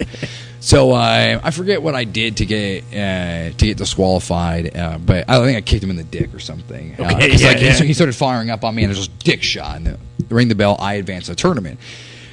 But the hardcore segment started after the match, because now he's able to use weapons. Because the match is over. The match is over. Okay. So he puts me down with something, and he goes to the back, and I'm laying in the ring, and I hear like the trash can fill the way, like the ding, ding, ding. It's making dragging it it behind him, and I'm just like, oh, what the fuck, man. So I sail up to the ropes, and I'm looking. Here he comes with a fucking stop sign. I'm like, oh, what the fuck? Can't stop Pondo. So one-handed whip 16 feet across the way, and anybody who knows me knows how much that fucking aggravates me. So I mean, and stop signs on the other hand. I come. That's why it's a one-handed. I come running in, and he gives me the fucking. And this is not like a gimmick stop sign. Like this literally came off the street in Chicago. Like they stole it. So speculation. Yeah. Speculation is that they stole it. Fucking first shot right in the gut, but I caught the corner in the rib. So I'm like, oh! So I double over, and I'm not supposed to. I'm supposed to take a bump. But it hurt so bad that like my natural instinct was grab my insides. Like I felt like my intestines were coming out. Next thing was I'm doubled over, just fucking trying to catch my breath. I look up, and here comes the stop sign from the heavens. Just wham in the back, dude. My knees buckled. He hit me so hard that on camera my back bruised instantly. Like my back turned purple on the fucking spot. So I'm fucking screaming because I do not like this. So I try to pound out of the ring, and he grabs me. The next gimmick is a fucking staple gun, and the most craziest fucking shit's in this fucking container. So he grabs a staple gun. What kind of barrel is that? Dude, the worst kind. It's not like a Tommy Dreamer one where it's just like a bunch of fun stuff, some frying pans, and maybe a kendo stick. Right, like, possibly, no. It's a fucking baseball stop sign first, yeah. second's a fucking staple gun. So he starts shooting staples out in the crowd. I mean, and the gimmick with that is, I mean, he put like 5 staples in, shoots all 5 out. They see they're in there. The illusion is like it's boom, boom, boom. I fucking sell it big. He put more than 5 staples in there, so he's just like click, click, click, click, click. People are fucking hiding in the crowd. They're getting with staples. So I turn around and he hits me in the head with the staple gun. I bump down. Puts his foot on my chest and goes to staple my balls. Now, at this time, I'm thinking all the staples are gone. Right. So I'm free, like, whatever, brother. Like, my back. Do what you gotta do. Do what you gotta do. He catches the bottom of my testicles and literally staples me to the ring canvas. And not just one, it was click, click, click. And I mean, and then he let go of me, and as I sat up, I looked down and could see my tights, and like I could see the staples stuck, and I'm like, and then I can see like the blood dots. I had like neon pink on, so I'm like, oh my god, my balls are stapled to a fucking ring. This right dude now. just stapled my nuts. I'm like, no fucking way, this is not happening. So I have to rip my testicles off the fucking canvas. So I fucking do a flop. I settle the corner, and next is the baseball bat with the fucking So already my back feels like it feels like I'm carrying Everett Briggs again. And staple gun. My balls are bleeding. I'm sitting in the corner, and here comes the thing I'm the most worried about: a fucking baseball bat with a saw blade on it. And he comes doing like the rolling gimmick, and he's supposed to hit you in the nuts. Yeah.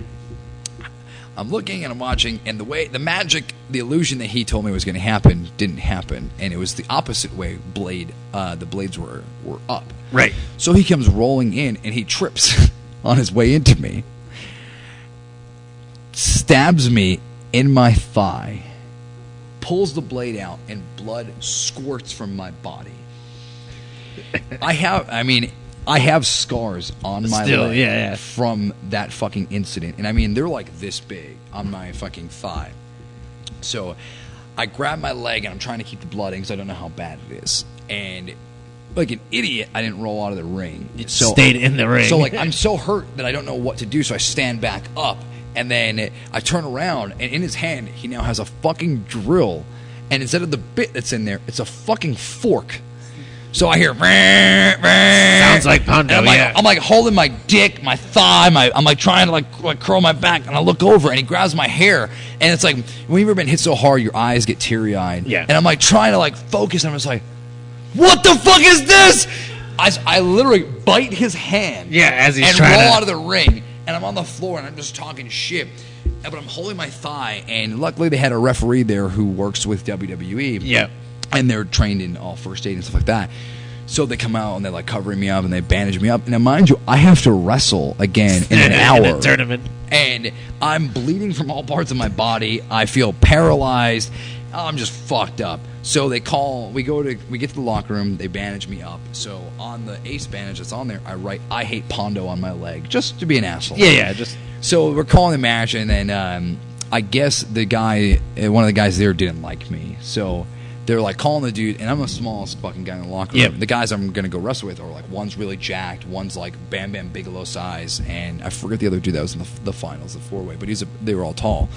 So they're in the circle doing the meeting with each other, calling their stuff, and I'm kind of standing behind him, and then the dude looks around and goes, hey, where's that other guy? And I'm just jumping, hey. I'm just like, hey, I'm right behind everybody. And he goes, all right, so the bell rings, you take a gore, you're done. I was fucking stabbed. I want to do more than that. Right, yeah. And they're just like, nope, gore, that's it. So I'm just like, whatever, it's going to be the best fucking gore ever. Fucking, I'm talking shit to the crowd. I fucking ding, I turn around, inside out for the gore. Boom, yep. Get to the locker room, and Billy Corgan comes up to me, and he goes, why are you eliminated already? I don't know, Billy. Don't you own this place? Yeah, like, aren't you the guy in charge? And I mean, and I appreciated the opportunity, and it was fun. Yeah. But then the worst part of this entire thing is I just got in the car right after, and we decided to drive right back home. So now none of us have slept. I'm fucking dying in the car. Right, you're bleeding. You're bleeding out in the front seat. I'm just having the worst fucking. And it's on my right leg, and I use my right leg to drive. So like, I was stabbed with a rusty fucking saw blade. So like, I can feel my leg throbbing, and it was like I was too afraid to take the bandage off and clean it because I didn't want. I didn't want to see if it was infected or anything. So I'm like, fuck it, I'll worry about it in 20 hours when I'm home. When I lay in my own bed, I'll take a look at my... So at one point we're driving on the road, and I mean we're probably like in Indiana or some shit like that, and Jeremy falls asleep because he's a fat fucking slob, and Mike's like dozing. That's your partner. Mike's dozing off, and then I mean we didn't have like there's no fucking cord to play music off our phones or anything. We had no radio. Right. We're in the middle of East Bumfuck. So we're just driving, and then like all the lines start to vanish, and I'm just like, my eyes are, I'm doing the nod, and then like I wake Mike up because I'm fucking slapping myself in the face to stay up, to stay awake, and he offered to drive, but he's more tired than I am, and I'm like, no man, I got this for a minute, I got this, and I'm driving, and then I'm just like, like I'm just hitting everything on the side of the road. Yeah. So then I'm like, okay, Mike, maybe you have to drive. Like maybe like you just have like give me an hour. Let me sleep for an hour because like my body works. Yeah, power nap. Like 20 minutes, I'm ready to go. So we pull over. Mike starts driving. So I mean everything's going smooth. I feel comfortable, like falling asleep. I mean, not even 15 minutes into me sleeping, I just feel like waves, like I'm being pushed around in different directions, but I'm buckled into a seatbelt. So like I open my eyes and I think I'm hallucinating, but we're going in different directions than the highway allows you to go. Wait a minute. This is some parallel dimension shit. So like, I mean, we're the only people on the highway. Only people. And there was like 4 lanes, and when I went to sleep, we were in the far lane, that's the high speed lane. Yeah. And as I'm waking up, we're just, I mean, not even like how you would merge over. We're going sideways. Like, I mean, our car is pointed at, like... Gotcha. You're going north, you guys are going east. We're going east-west. Okay. Now. But, I mean, east-west, and it's like a big swerve, and we're just swerving down the fucking road because Mike is falling asleep while he's driving. Too, yeah. And as he's coming to, like, he comes to, swerve. But in mid-swerve, falls back asleep. So, now I wake up, and I'm kind of like, I'm in the back seat, like, behind the driver. And mind you, Jeremy's in the front seat out cold, just sleeping the entire time. Yeah. And, dude, he's not even waking up. Dude, his head is slamming off the window, and he's still fucking sleeping. And now I think that I'm having a bad dream, so I'm like, I push everything over and I put myself in the middle of the car, and I'm looking at the window, and I'm just looking at me. What the fuck is Michael? What the fuck? And he's like, no, I'm good. I'm like, okay, man, just don't fucking kill us. And like, so I start like sitting back. And then, like, when you hit those like safety bumps on the outside of the road, I mean they're loud. I mean they wake you up. Yeah. That's their fucking purpose before you hit a barricade. Fucking 45 seconds later, I heard those speed bumps, like the loudest sound I've ever heard a car make going over them. And I opened my eyes, and we're headed right for the fucking median. Yeah. And I'm like, ah! I jump in the front seat and rip the fucking wheel, and we're just fucking spinning. We're fucking done. Like, I'm fucking praying to God. I'm like, I found Jesus real fast. Like, mind you, this is probably what 2 o'clock in the morning, like in the middle of nowhere. Yeah, it might have been like 5 or 6 in the morning. Like, and we're just in the middle of like the woods. Like, if we crashed, we die. Yeah, because I mean, only thing that's next to us is like, nobody's finding you there's guys. There's like windmills and farms and like people who run away from home build teepees out here. Like, we're done. We're done for. We're like Jeremy ate almost all the food, so like we have like water and Fritos left. So like that's all we have. Jeremy ate all the food. And eventually, the cuts in your balls will get infected, and then I'm gonna die of fucking dirt getting in my balls. Like, damn Madman Pondo. It was just bad. But I mean, obviously we all made it home fucking safely. Yeah. But I have never taken Jeremy on another road trip again. Probably a solid life choice. I mean, that's a fun story. A round of applause. I mean, there's obviously more, but I can't tell the crazier ones. Does anybody else have any other questions? If I think of one, I'll definitely. Grassa, is he going to come defend his terrible driving? No, because he accepts it because he knows it's fucking true. You son of a bitch. Do you remember the time that we, after UFO, the night that I teamed with Tony Atlas and you did that? Oh, the Chinese food. Yeah, that hammered dude that bought us $200 worth of Chinese food. Oh, that's actually a good story, man. Yeah, that's a cool one. Okay, so we were booked for UFO with Pat Dillon, and they run in South Boston. Actually, at the Somerville Armory where Beyond Wrestling just ran. Yeah. So at that show, I don't remember what I did. All I remember is Mike teamed with Tony Atlas. They were Team America, which is weird because like nice. Because, like, you look at Tony Atlas, look at Mike Grosso, they shouldn't be friends. Was his mohawk red, white, and blue? What was your mohawk? I think it was just green. Was it what? Green and black. Yeah, that's it was green and black. That's not America. That's not America. T-Phoenix brought this up the other day. Yeah, I mean, you guys Tony Atlas loves feet. Never been friends. Mike Grosso hates feet. Hates feet. So we do the show in South Boston, and the weather's terrible. It's just that time of the year where it's just like we drove up there, and we're just like, fuck, we're not going to make it back home. Yeah. So we're with Slick Wagner Brown, and we're just kind of hanging out after the show, trying to figure out what we're going to do. And these wrestling fans come to Wagner and I, and they're just like, hey, man, like, big fans. Like, if you guys want to go grab food or something, that'd be cool. So I'm just like, whatever, man. These guys are going to buy us food. Let's eat. That'll give us more time to figure out a plan. Yeah. So we walk out of the building, we got our bags, we fill up the car, and it's like this one dude and like 12 girls. So, I mean, you all know what we're thinking. Like, we're going to fight. brother. So so we get out there, and the dude's like, yeah, just follow me to my house. And Wagner's like, motherfucker, I'm not going to your house. He's like, no, I'm gonna order food. Gross is like, hey, let's fucking get some food. Yeah, let's go get to some fucking food.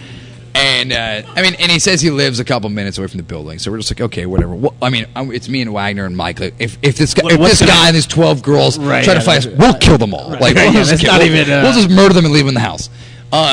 Slick Wagner Brown's the only one going to jail. Yeah.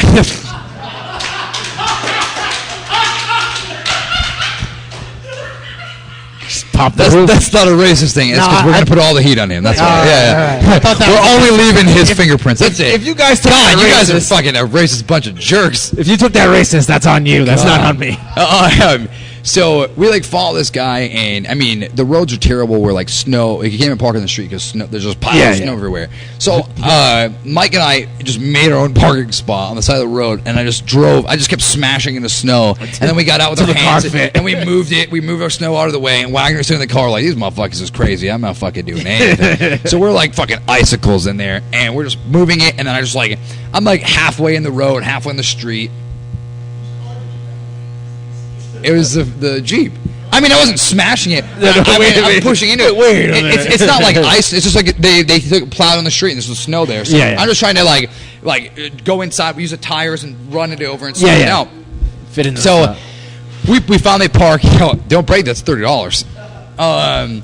So we finally walk over, and this guy is waiting outside for us. We get in the house, and I mean, it's just a super awkward, like, what the fuck are we doing here?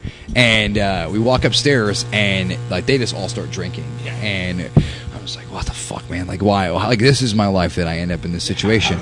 So the dude's like, hey, what do you guys want to do for food? And we're like, we think about it. We're like, the only people that are going to deliver in a snowstorm are a Chinese restaurant. Yeah. Like, we all wanted pizza, but we called the pizza place and I'm like, fuck you guys. We're not going to, you guys are going to South Boston in the blizzard? Fuck you. Call the Chinese place. They're like, we'll be there in 5 fucking minutes. So we're sitting there and then, that shit to your house. hell yeah. So there's probably, I mean, maybe 10 of us at this point that actually stayed in the house by the time the food got there. Because we got there, the dude gave us a tour of his 2-bedroom house, like, and we're just sitting down there, and like the guy walks up and he goes, "Hey, here's a menu. Here's my credit card. And order what you guys want." So me, Gross, and Wagner are looking at each other, and I'm just like, Well, I look at Wagner, I go, "Hey man, how hungry are you?" Mike, how hungry are you? I was like, because this could be a thing. Like, this could be a thing right now. And the dude's just like, hey, man, just order me a bunch of, like, just get some of everything so everybody can kind of eat. Okay, brother. no problem. Give me the phone. I'm just like, okay, get the address and everywhere. I'm like, here's the credit card we're paying for. So then the dude's like, hey, what can we get for you? I'm like, I need 3 pounds of pork fried rice. I need 2 pounds of sweet and sour chicken. And we just kept going. I mean, and I had the menu in my hand, and I'm reading off, like, and mind you, that food was for me. Like, I plan on eating all of that. So I read off what I want, and I'm thinking, like, okay, this is enough food for me. Hey, what do you guys want? Now, mind you, I've already spent $100. So I look at Mike. He's like, "I'll have some while you're eating. Get me some fucking beef sticks, and let's get some fucking some wontons and some noodles and shit." So Wagner was like, "Oh, fucking get me this," and then all the people that were there that we didn't know wanted like combination dinners. So at the end, the guy's like, "Okay, is this a joke?" I'm like, "No, it's not a joke. Fucking deliver my food right fucking now. I'm fucking hungry." It's probably like 2 a.m. So I'm like, "Give me my fucking food." And he's just like, okay, your total's like $348. So I pulled the phone away, and I was like, hey, man, this is a lot of money. Are you oh, fuck it. For you guys wrestlers, fuck it. Spend it. Now, in his brain, he thinks we're probably spent like $75 max. This dude, Chinese fucking restaurant delivered boxes. Like, not even bags. They had moving boxes with all of our food in it, and 3 different people delivered it to the house. We had to set up a table that was probably about this size. Yeah.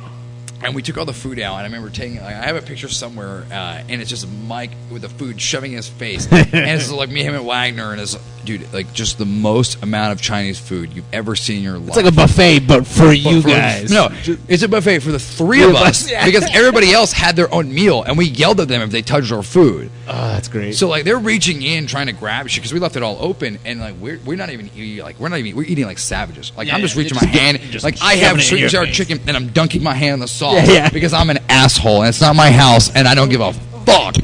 And like and then like it was just weird because like they just started getting like really fucking drunk. So this guy started playing the guitar, and he's just like, yeah. So oh yeah, that's right. So this guy decides now we're eating food. We're like they're all fucking drunk. I mean, I'm sober at this time. I'm just watching all this crazy shit. And then the guy comes up and he tells us like, I got all these hidden talents. Okay, that's not what you want to hear when you're in the middle. Okay, so Wagner's like, show me some fucking shit. So he pulls out a guitar and starts fucking singing these fucking like campfire songs. Yeah. Now we're in no mood for a fucking campfire song. But this guy and the girls that are there love it. So I see the broads are digging it. I'm like, kumbaya, yeah, I can fucking sing too. Here's my dick. Like, so then, I mean, his house was very small. Yeah. And physical activities probably shouldn't have happened in that house. Like, but he decides to tell us that he's a gymnast. And he broke his leg, so he wasn't a gymnast anymore or something like that. But he tells... So he reassures us that he's fucking ready to do some backflips. Now, okay, we've been there for a couple hours. He's full on his Chinese food. He's fucking shit-faced. And I'm pretty sure he did cocaine. Okay. So picture picture that person standing in front of you, and he's like a little sweaty. He's like a little nerd kid. Like he looks like fucking not McLovin, but like that kind of. Gotcha. Right. Yeah. And so he's just standing in the middle, like the door frame in the thing, and he's like psyching himself up to do fucking like a backflip, and he tells us, I can do backflips, I can do double back, I can land on I can do back handstands, and I'm looking at Mike, and now Mike has slid from one side of the room to the safe side of the room, and I'm just looking at him, and I'm looking at Mike and go, I hope you understand, we're about to watch this guy fucking kill himself. like, please don't blame me for this. Dude goes to do a backflip, fucking wipes, like, doesn't even do the backflip. He kicks his feet, like, he's in front of this table, kicks his feet, kicks everything, breaks his own fucking table, takes like a level 3 elevated back bump on his wooden fucking floor, and you just hear, woo, smacks his head. Like, man, if that was me and I was like in perfect health, I probably wouldn't get up. Just done. Yeah. He sprung right back to his fucking feet and decided, I don't need time to gather myself. I'm going to do another backflip. So he does another backflip, which is really kind of like he just kind of fell down backwards, kicks his TV, smashes a guitar, that falls into like this thing that was in the hallway, which started a domino effect and just knocked over all these little shelves in the kitchen. Again, backflip time. Gets back up. Now he's 12 feet away in the kitchen. So now we're all peeking through the door frame, watching this from a distance. And I look, and like at this time, Mike and I are like holding on to each other. I'm just like, oh my fucking god! Because like, if the first one didn't kill him, the second one motivated him to do better. The third one's putting him in the fucking This is gonna be it. Yeah, dude. I mean, super high tuck. He comes down, hits his kitchen chair at the table, smashes the table. His feet hit his fucking sink where all his dishes are like sitting in the strainer. Those all come smashing down. I'm pretty sure he landed on his cat. Like, I mean, this one guy fucked up his entire house with 3 backflips. Like, not even made a mess. He broke shit that he no longer has money to fix because we spent it on Chinese food. So he's like dying. He's like bleeding. He's fucking speaking incoherent. Mike and I realized that we're not going to have sex with these girls because we're afraid of them. Right. Like, if they're friends with this guy, they're going to be like, I got some crazy shit to try. And I'm like, no, please, stop. No, don't touch me. So we're just like, hey, maybe it's cool if we drive back home. Like, we probably shouldn't spend the night here. So as we're leaving, the guys are getting upset because we're leaving. And we're just like, Wagner, like, what are you going to do, man? Oh, I'm good. I'll make it home. Wagner, you came with me. You're like, are you sure? And Wagner's like, fucking, it's Wagner and then a bunch of white bitches. And he's good. He's just like, I'm good, brother. I'll get out of here. Somebody So we pack up our shit and we get to the front door. And I'm like, oh, how fucking stupid of me. I can't believe I did this. So I go back in the room and I start packing up my Chinese food. So I'm like packing this dude's food up, and Mike, I put everything in like a pile, and Mike just bear hugs it. Like, he hugged as much Chinese food as possible. The containers in his and we're on like the 3rd floor, right? So we're wobbling down, throwing all this Chinese food in the back seat, like so. And we just get in the car, close the door, turn the car, and we're heating it up. And I just kind of look at him, and I'm just like, "Are you sure you want to be a professional wrestler? Because this is my life. This is the norm. Like, this is fucking. I mean, that was a little crazy. Right? I mean, everything was good until the backflips came. Right. Then it got great. I'm like, this is fucking weird, but awesome. Like, I wish that story ended with that guy hitting just a perfect backflip, landing on his feet, taking a bite out of a teriyaki steak, and then looking you in your eyes. Sweet. That's what I was hoping for. Oh my God, that's right. Before we went to that guy's house, like we went to a bar, and Mike was underage, and they wouldn't let him in. So we had to like con the dude at the door to let him in. And I mean, by con them, I put Wagner in front of me, and he handled it. And so Mike was like, they're like, you can come in, you have to stand in this corner, don't move, don't breathe, don't blink, like you're not allowed to. Don't drink it. So like, water. The fucking the dude at the door fucks off eventually, and I'm just like, Mike, do whatever the fuck you want.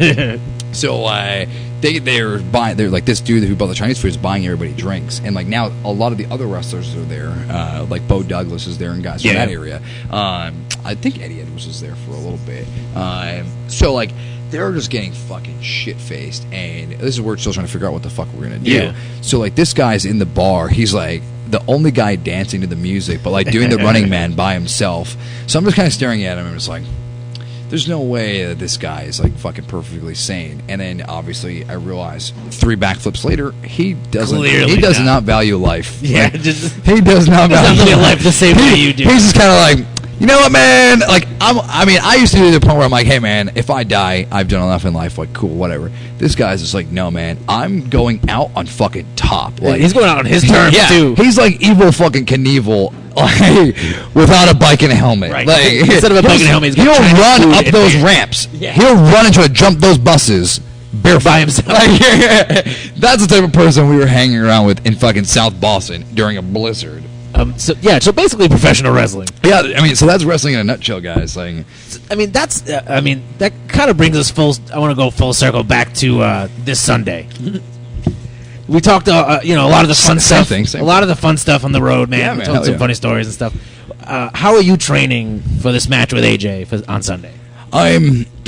It's actually, this is, I've been training a very different way going into this because physically I'm coming off an injury, so I'm limited in what I can do in the gym. And anybody who really knows me, I go hard in the gym. Yeah. Like, before I got hurt, I got like my bench press up to like 265 pounds. And for me, for my frame, that's a pretty big thing, especially because I used to struggle with the bar. So being able to get to that was a very, I felt very accomplished. And then I got hurt my neck and my back and my shoulder, and I'm big. Since June, I've been very limited in what I can do. And I mean, you can see I slowed down taking bookings. I only took like a handful of them leading into it, and I just was like trying to keep myself safe. Yeah. But wrestling is what I love, and I couldn't get too far away from it. And I mean, everybody told me like you need to take time off. You have to. Like my doctors told me I was done wrestling. They still tell me I shouldn't be wrestling. But I'm like that fucking dude in South Boston. I'm gonna keep doing backflips. Just gonna keep backflipping it until this one day I'm gonna fucking nail that shit. And I mean, I don't know if the camera at the mic caught it. The reason why he's not at gyms anymore is because he broke his leg on a backflip. So him doing all these backflips now, like, is just he's just asking for fucking punishment.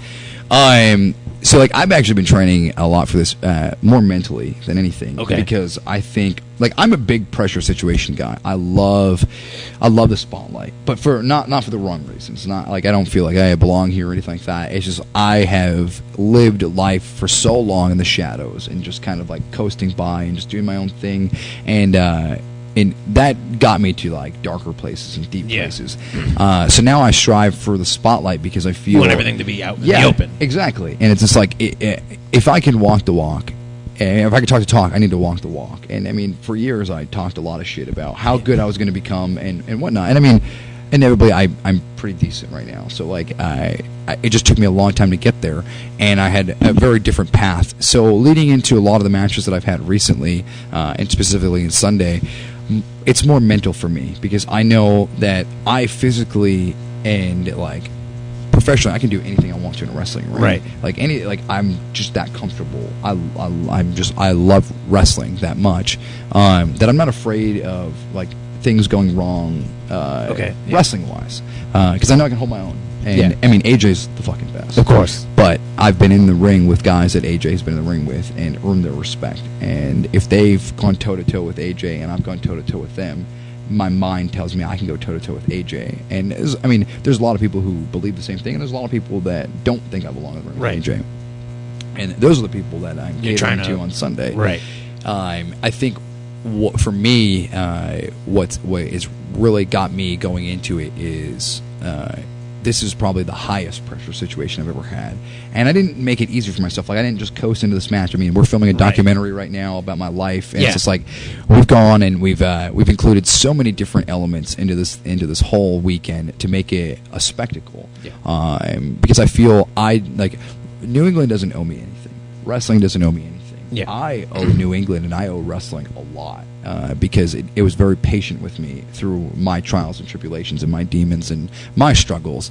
And now here I am 8 years later and wrestling the best guy in wrestling. And I truly believe that, man. Like, I mean, I love a lot of wrestlers and I hold them in high regards, but AJ Styles is one of the most consistent top guys in the world. Like, there's not many, like when you think of people who are like, it's like, who's the best wrestler in the world? Like, 9 out of 10 people, AJ is going to be in their top 2. Oh yeah. And so for me, with that ratio, like that makes him the best. Like the best wrestlers in the world's favorite wrestlers, AJ Styles. Yeah. So I wanted to capitalize the most that I could on this opportunity, not for myself, but for everybody who helped me along the way. And to see the journey. Yeah, exactly. And to tell that story. Because like we talked about on the last episode we did with you guys, like we dug deep into everything that kind of beat me down at that point. Yeah. And now we're here celebrating all of those things, which is really fucking cool. It's cool to see you in a different light, you know what I mean? I'm in a way better place in life Yeah. now than I was even 2 years ago, because I'm still battling so many different things. But now it's like I'm in complete control of my life. Yeah. I mean, at times we all lose touch and we lose grasp, but it's the ones who truly appreciate it and appreciate the things that they have that continuously fight for that grip, and they don't allow things to let go. So going into this, man, it's just like I didn't want anything to, and magically the door just opens to this building. A ghost just kind of walked in. A little freaky. Okay. There's my demons coming to get me. They're like, "Oh, you're happy, motherfucker!" Buried. They heard you talking. So like I just kind of put a lot of pressure on myself going into this, maybe too much. Because we have a lot going on. Like even today was like such a busy day. Yeah. When I woke up, I started doing media stuff, and then went to the gym, got film working out training there. Right before here, I did an interview at Rollin College to promote the match. Right in the fucking car, right back here. Yeah. Can do it tomorrow. We got a bunch of shoots planned to go and revisit. I mean, for me, I haven't been I've been home in Providence. Yeah. I spent a lot of time in my life in Cranston, Rhode Island, which isn't too far. I mean, it's Rhode Island, so we think like I'm like, oh my god, I go to Cranston. Like it's a 6-minute drive. Yeah, it's literally right over there. I'm in Philadelphia right now, and it's just like I hate having to leave my house because nothing's close. And Right. I remember bitching about driving 10 minutes from Cranston to Providence. Yeah. Now I was like, this is the easiest thing in my life. So I think like I mean we haven't done it yet, but tomorrow we plan to go to Cranston and visit like my old house, my neighborhood, my high school where I played football and everything like that. And these are places that I haven't been to in years. Right. Like in my last memories there aren't good. Not fun. Not very good. And I never thought wrestling would bring me to a point where my story meant anything, and it's really cool that I have the ability now to like, I mean, everybody's kind of heard bits and pieces of my life. Yeah. But now with Strong Style Brand and Frankie, who's here filming us, like, I have an opportunity to now show people that everything I said, nothing was made up. Like, I'm literally from the streets, like, and my upbringing is very rough. My story is very rough. I was never handed anything. I've never asked for anything. Like, I have literally made myself into something from nothing. And it's going to be it's going to be emotional. I think that's what I've been preparing myself for outside of the AJ match, is going back and having all of these memories come back up for the first time in 5 or 6 years. I mean, because the last time I had seen my house in Cranston or my high school, it was probably 2008. Right. So, like, to go and see these things and to know everything that I experienced there, I mean, I'm sure there's going to be lots of crying. I'm going to look like a little bitch. But, I mean, it's not crying because, like, that stuff hurts me or I regret anything of it. I accept all of those things that happened to me. And it's going to, I think, at first, it's going to be rough. But I think, overall, it's going to help me in going into Sunday more than anything else could, because I have never forgotten where I've come from. Right. And I think that's one thing that, like guys that I'm close with, like T, Mike Montero, Brasa, Turtle, everything like that. Like, these are guys that we've been friends for years, and they've been friends with me when I was the worst person alive. Yeah. So for me to go from being the worst person alive, like, thinking that I had no friends, and, I mean, I had millions of friends. I was just so inconsiderate to them because I was so warped in my own head, and I had so many things I was battling that I never told anybody about, or I would hide it, and I would just do drugs without anybody knowing, and I was always fucking drunk. Like, I would have water, and it wouldn't be water. Like, just to give it, like, fucking, you know, the Scott Ashworth fucking brother. My road sodas really are fucking 8% alcohol. Like, it was just, like, all that stuff was just so rough. And it's cool now because, like, here I am, and the biggest weekend professionally in my life. I mean, I think personally, my personal life is starting to outshine how big this is for me professionally. Because after this weekend, I feel like I'm going to come out into something and have these emotions and this overall feeling about life that I didn't think I could achieve. And I'm finally going to be able to put, we're everybody in here is my friend. I mean, and that camera is rolling because they want to catch me at my most intimate moments. Yeah. So, I mean, first time we did this Mackcast, I was very open. I mean, so I'm going to be even more open. Yeah, I like to think the Mackcast is less of like a radio interview. Yeah. Well, like sitting back with your friends. For sure, man. So, in all honesty, and I don't have any problem speaking about things like this because I know there's other people that probably deal with it, and if they hear it, I want to help them. I have I have trouble sleeping. And it's not because of I just not tired or anything like that. Because I'm always fucking tired. I never stop. But the things that I've encountered in life have literally scarred me to the point where I'm afraid to sleep because when I sleep, all I think about is those things. And Montero is a witness, man. I text him at 4 o'clock in the morning, right? Because I know he's working night shifts and I'm fucking not sleeping. You're up. We've had a conversation before about... you messaged me this morning at 3 a.m. I'm just sitting around fucking hanging out with fucking Turtle, fucking watching fucking Brock Lesnar shit. But I remember with Mike, I had a conversation with him a few years ago where we kind of it was like a moment where we became better friends. Yeah. And I just kind of opened up. And for a long time, like I said before, I never really opened up to anybody. But we're very similar in a lot of things that we've experienced. Yeah. And there's not a big age difference between us. Yeah, you guys. I mean, there's just a couple of years. And Mike is fucking a little brother to me, man. Because my actual brother and I we don't speak at all. Right. Because he's a little shitbag.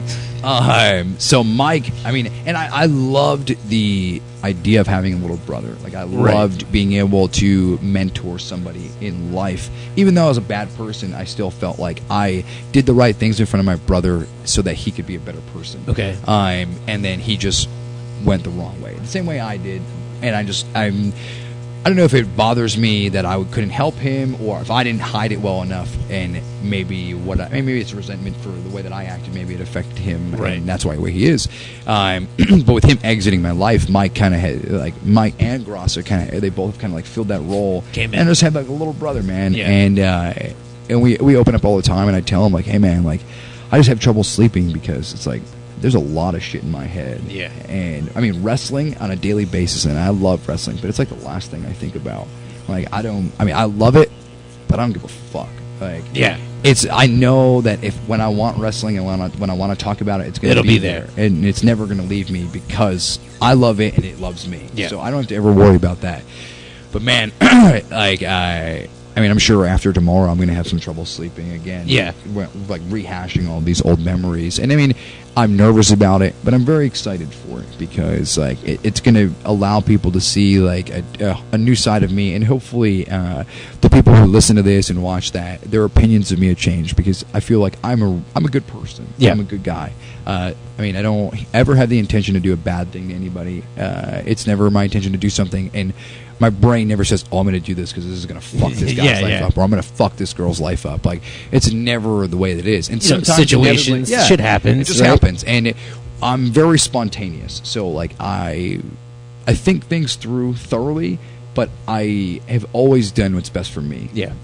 And obviously that doesn't work well for other people. That doesn't work out great all the time. What works for me doesn't work for other guys. So it's hard to keep everybody happy. So people have this perception of me still now to this day being the biggest piece of shit in the world. Right. And I laugh we were talking about the interview we just did before.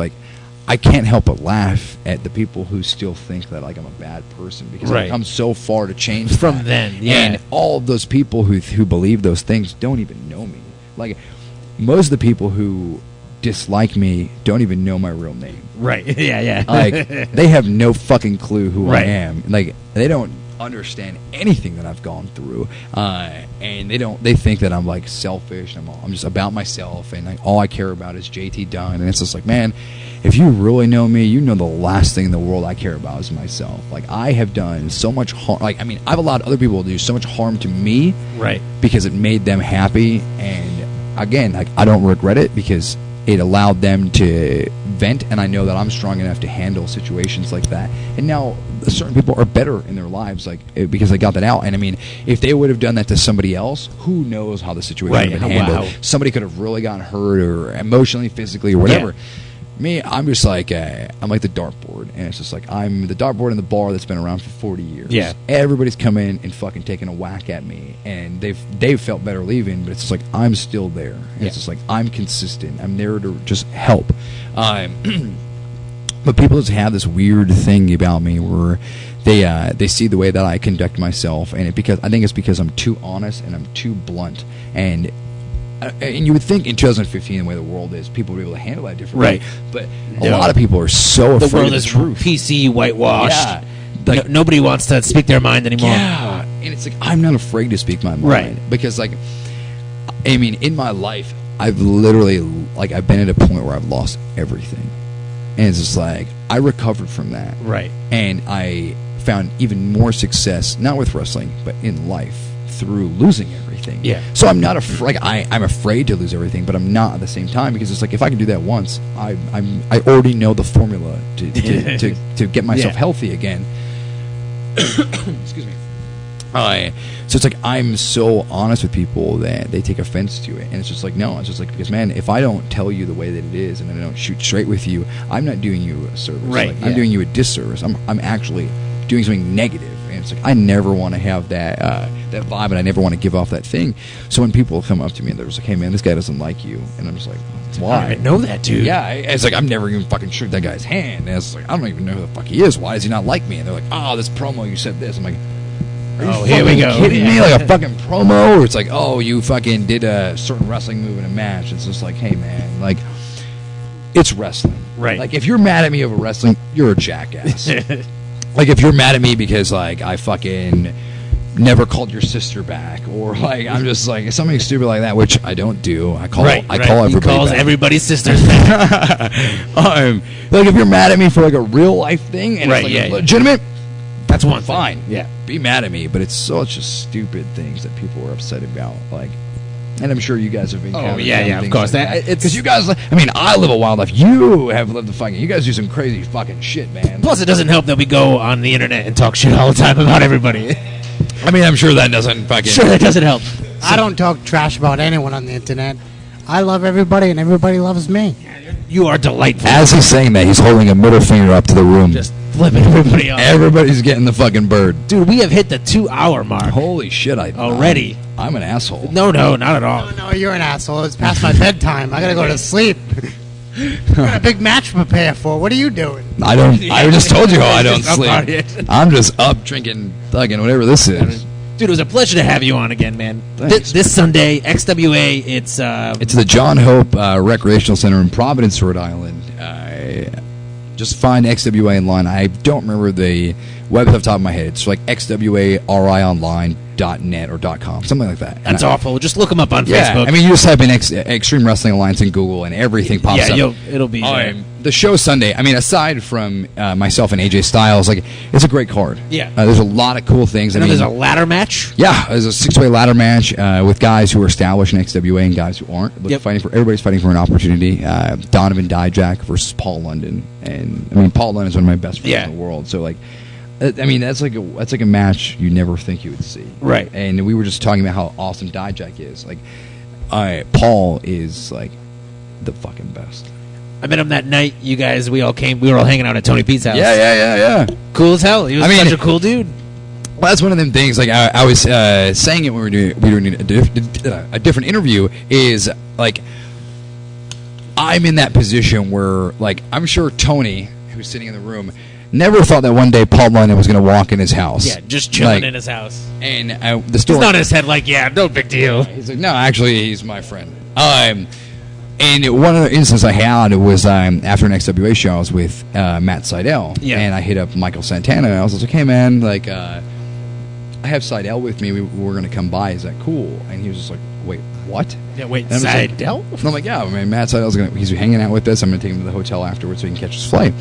And I remember just like opening the door, and Santana and Lucy are sitting on the couch, and they're just like, Wait it's fucking, a minute. is Evan Bourne just walked in my house? Like, It's like, I can play you in a video game. You were hanging out in my living room. We have a question, I think.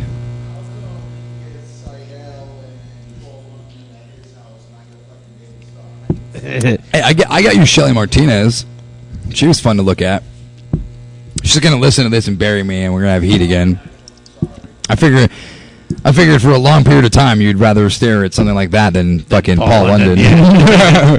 Which, I mean, Paul's really handsome, but... Yeah, he's a damn looking He's kid. good. But I mean, that's like, I feel like that's such a cool thing. Yeah. Where it's just like, I'm able to connect people like Tony to Right, Paul yeah, yeah. London. Like, I'm the middle guy for something like that. And I just feel like that's something that's so cool in life. Yeah. At no point did I expect to be hanging out at Tony P's house at 2 a.m. with you and Paul London. Yeah, That I just, mean, yeah. It just happened. And It was just random. It's but- just craziness, man. It's just so crazy. And like Paul, like I know we were looking to sign off, but then you brought up Paul, and I can't help but talk about Paul. Yeah, it's all good. I mean, I was always a Paul London fan, Right. And everybody kind of knows that. But hanging out with him and just like he's one of the people who like I instantaneously vibed with. Yeah, we're right away, the right. same fucking person. You know who else gets along with him really well? Trevor. really? Our merch guy, our fellow Trevor. You know, that kind of makes sense. Yeah, that makes sense. They got along like instantly, Yeah, right away. That makes sense. But Paul, again, fuck wrestling. Wrestling aside, this is life.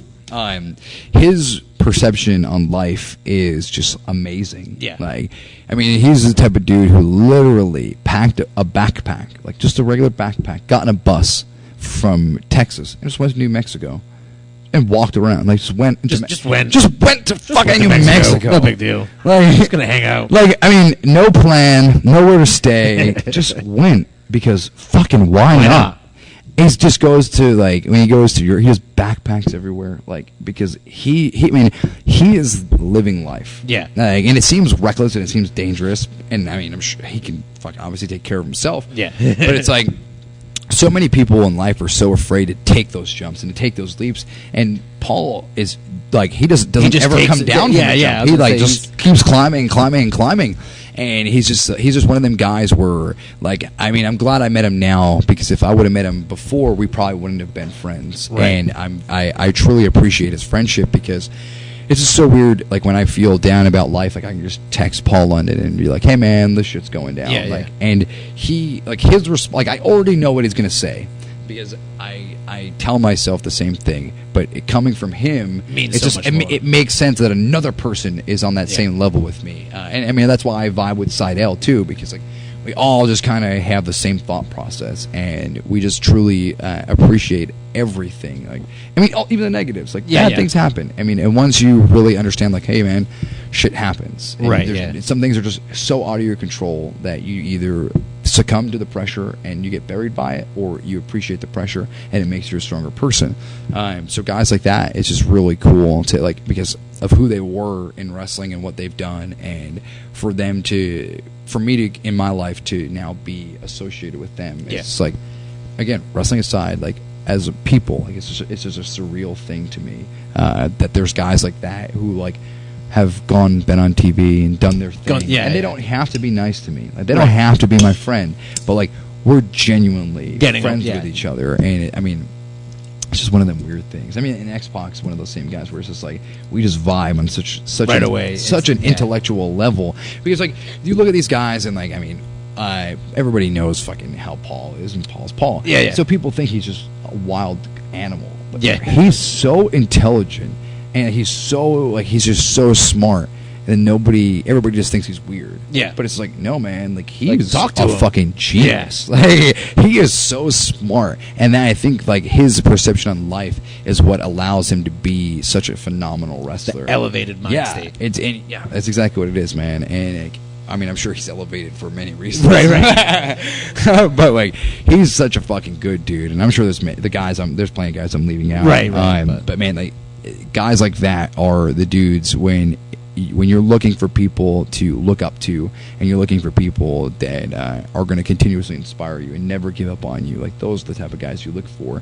It really sucks when you like meet somebody that you've looked up to and they're just a shit dick. bag. Yeah. And I mean, I haven't had too many of those instances, Right. But it really leaves such a sour taste in your mouth because I mean, I think I was saying this to Frankie before, like when if I'm a fan of somebody wrestling, let's say they were in WWE, I respect everything they do in the ring, but I really connect with a worker when I watch their shoe interviews, when I watch videos of them outside of wrestling, and how they really how they reflected the audience, how they really truly show their actual colors. And I mean, and sometimes when some guy could be like a absolutely amazing guy in the ring, and he's a shitbag person in real life, and it's just like, oh man, like it doesn't make you like unappreciate what they do in the ring, but you're just like, oh, like how can you be so good at this, but it's just like you're a fucking slob outside the ring. I mean, it's just weird. Luckily, there's not that many people, but I mean, if you're looking for a friend, talk to Paul London. Yeah, Paul London will be anybody's friend. Just hit him up. I remember one quick story about Paul. We did a show, XWA, and I don't know if him and I think we must have wrestled because it's the only things he's done there. After the show, he'd set up his pictures next to me on the merch table. Yep. Now it's Paul London. He has the opportunity to make a lot of money off those pictures. He walked away from his merch table, and when they were breaking down the ring and the guardrails and the chairs, he just stood in the middle of where the audience would be in the chairs, and like a circle formed around him of just wrestling fans and people that wanted to meet Paul London. He stood there for so long that they had to kick him out of the building. There's a Paul. The ring's gone. The place is clean. Stop fucking talking. He didn't sell one 8x10 because he just didn't care. Just hanging out. He was having vibing, experiences with the people. Yeah. And to him, like it's things like that like are so much more important. And I feel like I'm finally getting to that same kind of thing where it's like I'd rather just meet cool people and share stories and like vibe with people. And it's like if I want to make money off of my 8x10s, like I know I can go home and sell them online. Right. Yeah. There's a way to make that money, but there's so many times now where I just don't even set up my merch because like I just sit there. Like I've been going to Atlanta a lot recently, and it's just like I vibe with that place so well that I'm just like I don't give a fuck about my merch. Like if somebody wants a shirt or something, they're going to ask me for it. But it's just like I just go out there to hang out with people because like I mean I don't know when. I mean at first I didn't know if I was ever coming back, so I wanted to like get all those memories, get all those things in, and really feel it. And I feel like the AWE place in Atlanta, they have something very special down there. So it's just like it's a cool thing, and it's just like little things like those are the things that I look for and I pick up from people as opposed to like their in-ring stuff. Right. So like Paul has that quality where he's just like he wants to share his stories and embrace stories and help people, and it's just like I'd rather take that quality from somebody than hurt myself trying to do a double moonsault. Yeah. Well, dude, I really appreciate you coming down and vibing with us. Absolutely, man. Thank you. We have to do it again. This time in less than 2 years. Yeah, I'll see you guys in 2 years. Yeah, 2 years. We'll have a whole bunch of other stories. I'll be main eventing back in that bingo hall with Everett Briggs. He's gonna be doing his retirement tour. It's at the Juice with 3 E's on Twitter, right? Facebook as just the Juice JT Dunn, and ProWrestlingTees.com/JT Dunn. Get that Instagram, all that stuff. All that good stuff. Look up JT Dunn. And if you're listening to this, you want to check out Strong Style Brand. What is Frankie? What's the actual website they can go? Beautiful, StrongStyleBrand.com. I mean, everything that's going on this weekend, the documentary thing, it wouldn't be fully possible without Strong Style Brand. And I'm very happy to be one of the faces of the brand and an ambassador for everything to do. And I mean, Frankie, who's in charge of it, has such a great mind, and it's another one of the things where it's such a positive thing for wrestling, and it's cool to see so many people involved in it and promoting, because that's what it's all about. Spread all that positivity, and I've never done a shoot interview type of thing where I really cut loose and I'm just myself. This is the first time I'm really breaking on the wall aside from social media, and we had our conversation going into this where I was very hesitant because like this could either be really good and people are really going to resonate with what I say, or people are really going to dislike me because I'm too honest. But you know what? It's one of the things where it's like if I'm going to fail at something, I'd rather fail doing the same thing that got me there than changing just to why broke it? Why fix it if it's not broke? I mean, I feel like overall I'm doing well in many aspects, and I just want to share my story, and this is literally the best opportunity and to capitalize. And it's cool. There's so many people in the area working on it. We got the Mackcast podcast part of it on film. Rhode Island College. I mean, XWA, RWA, like all these different elements, all these different wrestlers are trying to be all a part of coming it. together. It's just so cool because it's like, I mean, at the end of the day, it is based on me. Right. But it's like, I didn't realize until we started setting this up how much of like an impact I've made on all these Everybody different else, people. yeah. So it's really humbling to see that everything that I have done, it has become worth it. And I think as the weekend progresses, it's going to just be something absolutely amazing.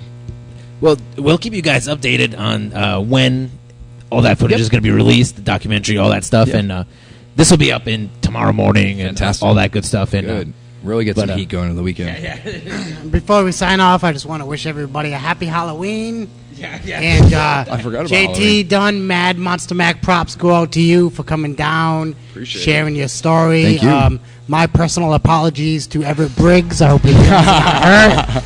No, nothing against you. And I want to thank everybody else for coming out and asking questions. All you guys, give yourselves a round of applause. You team. Thanks for coming in. Everybody, thank you for listening. Have a good night.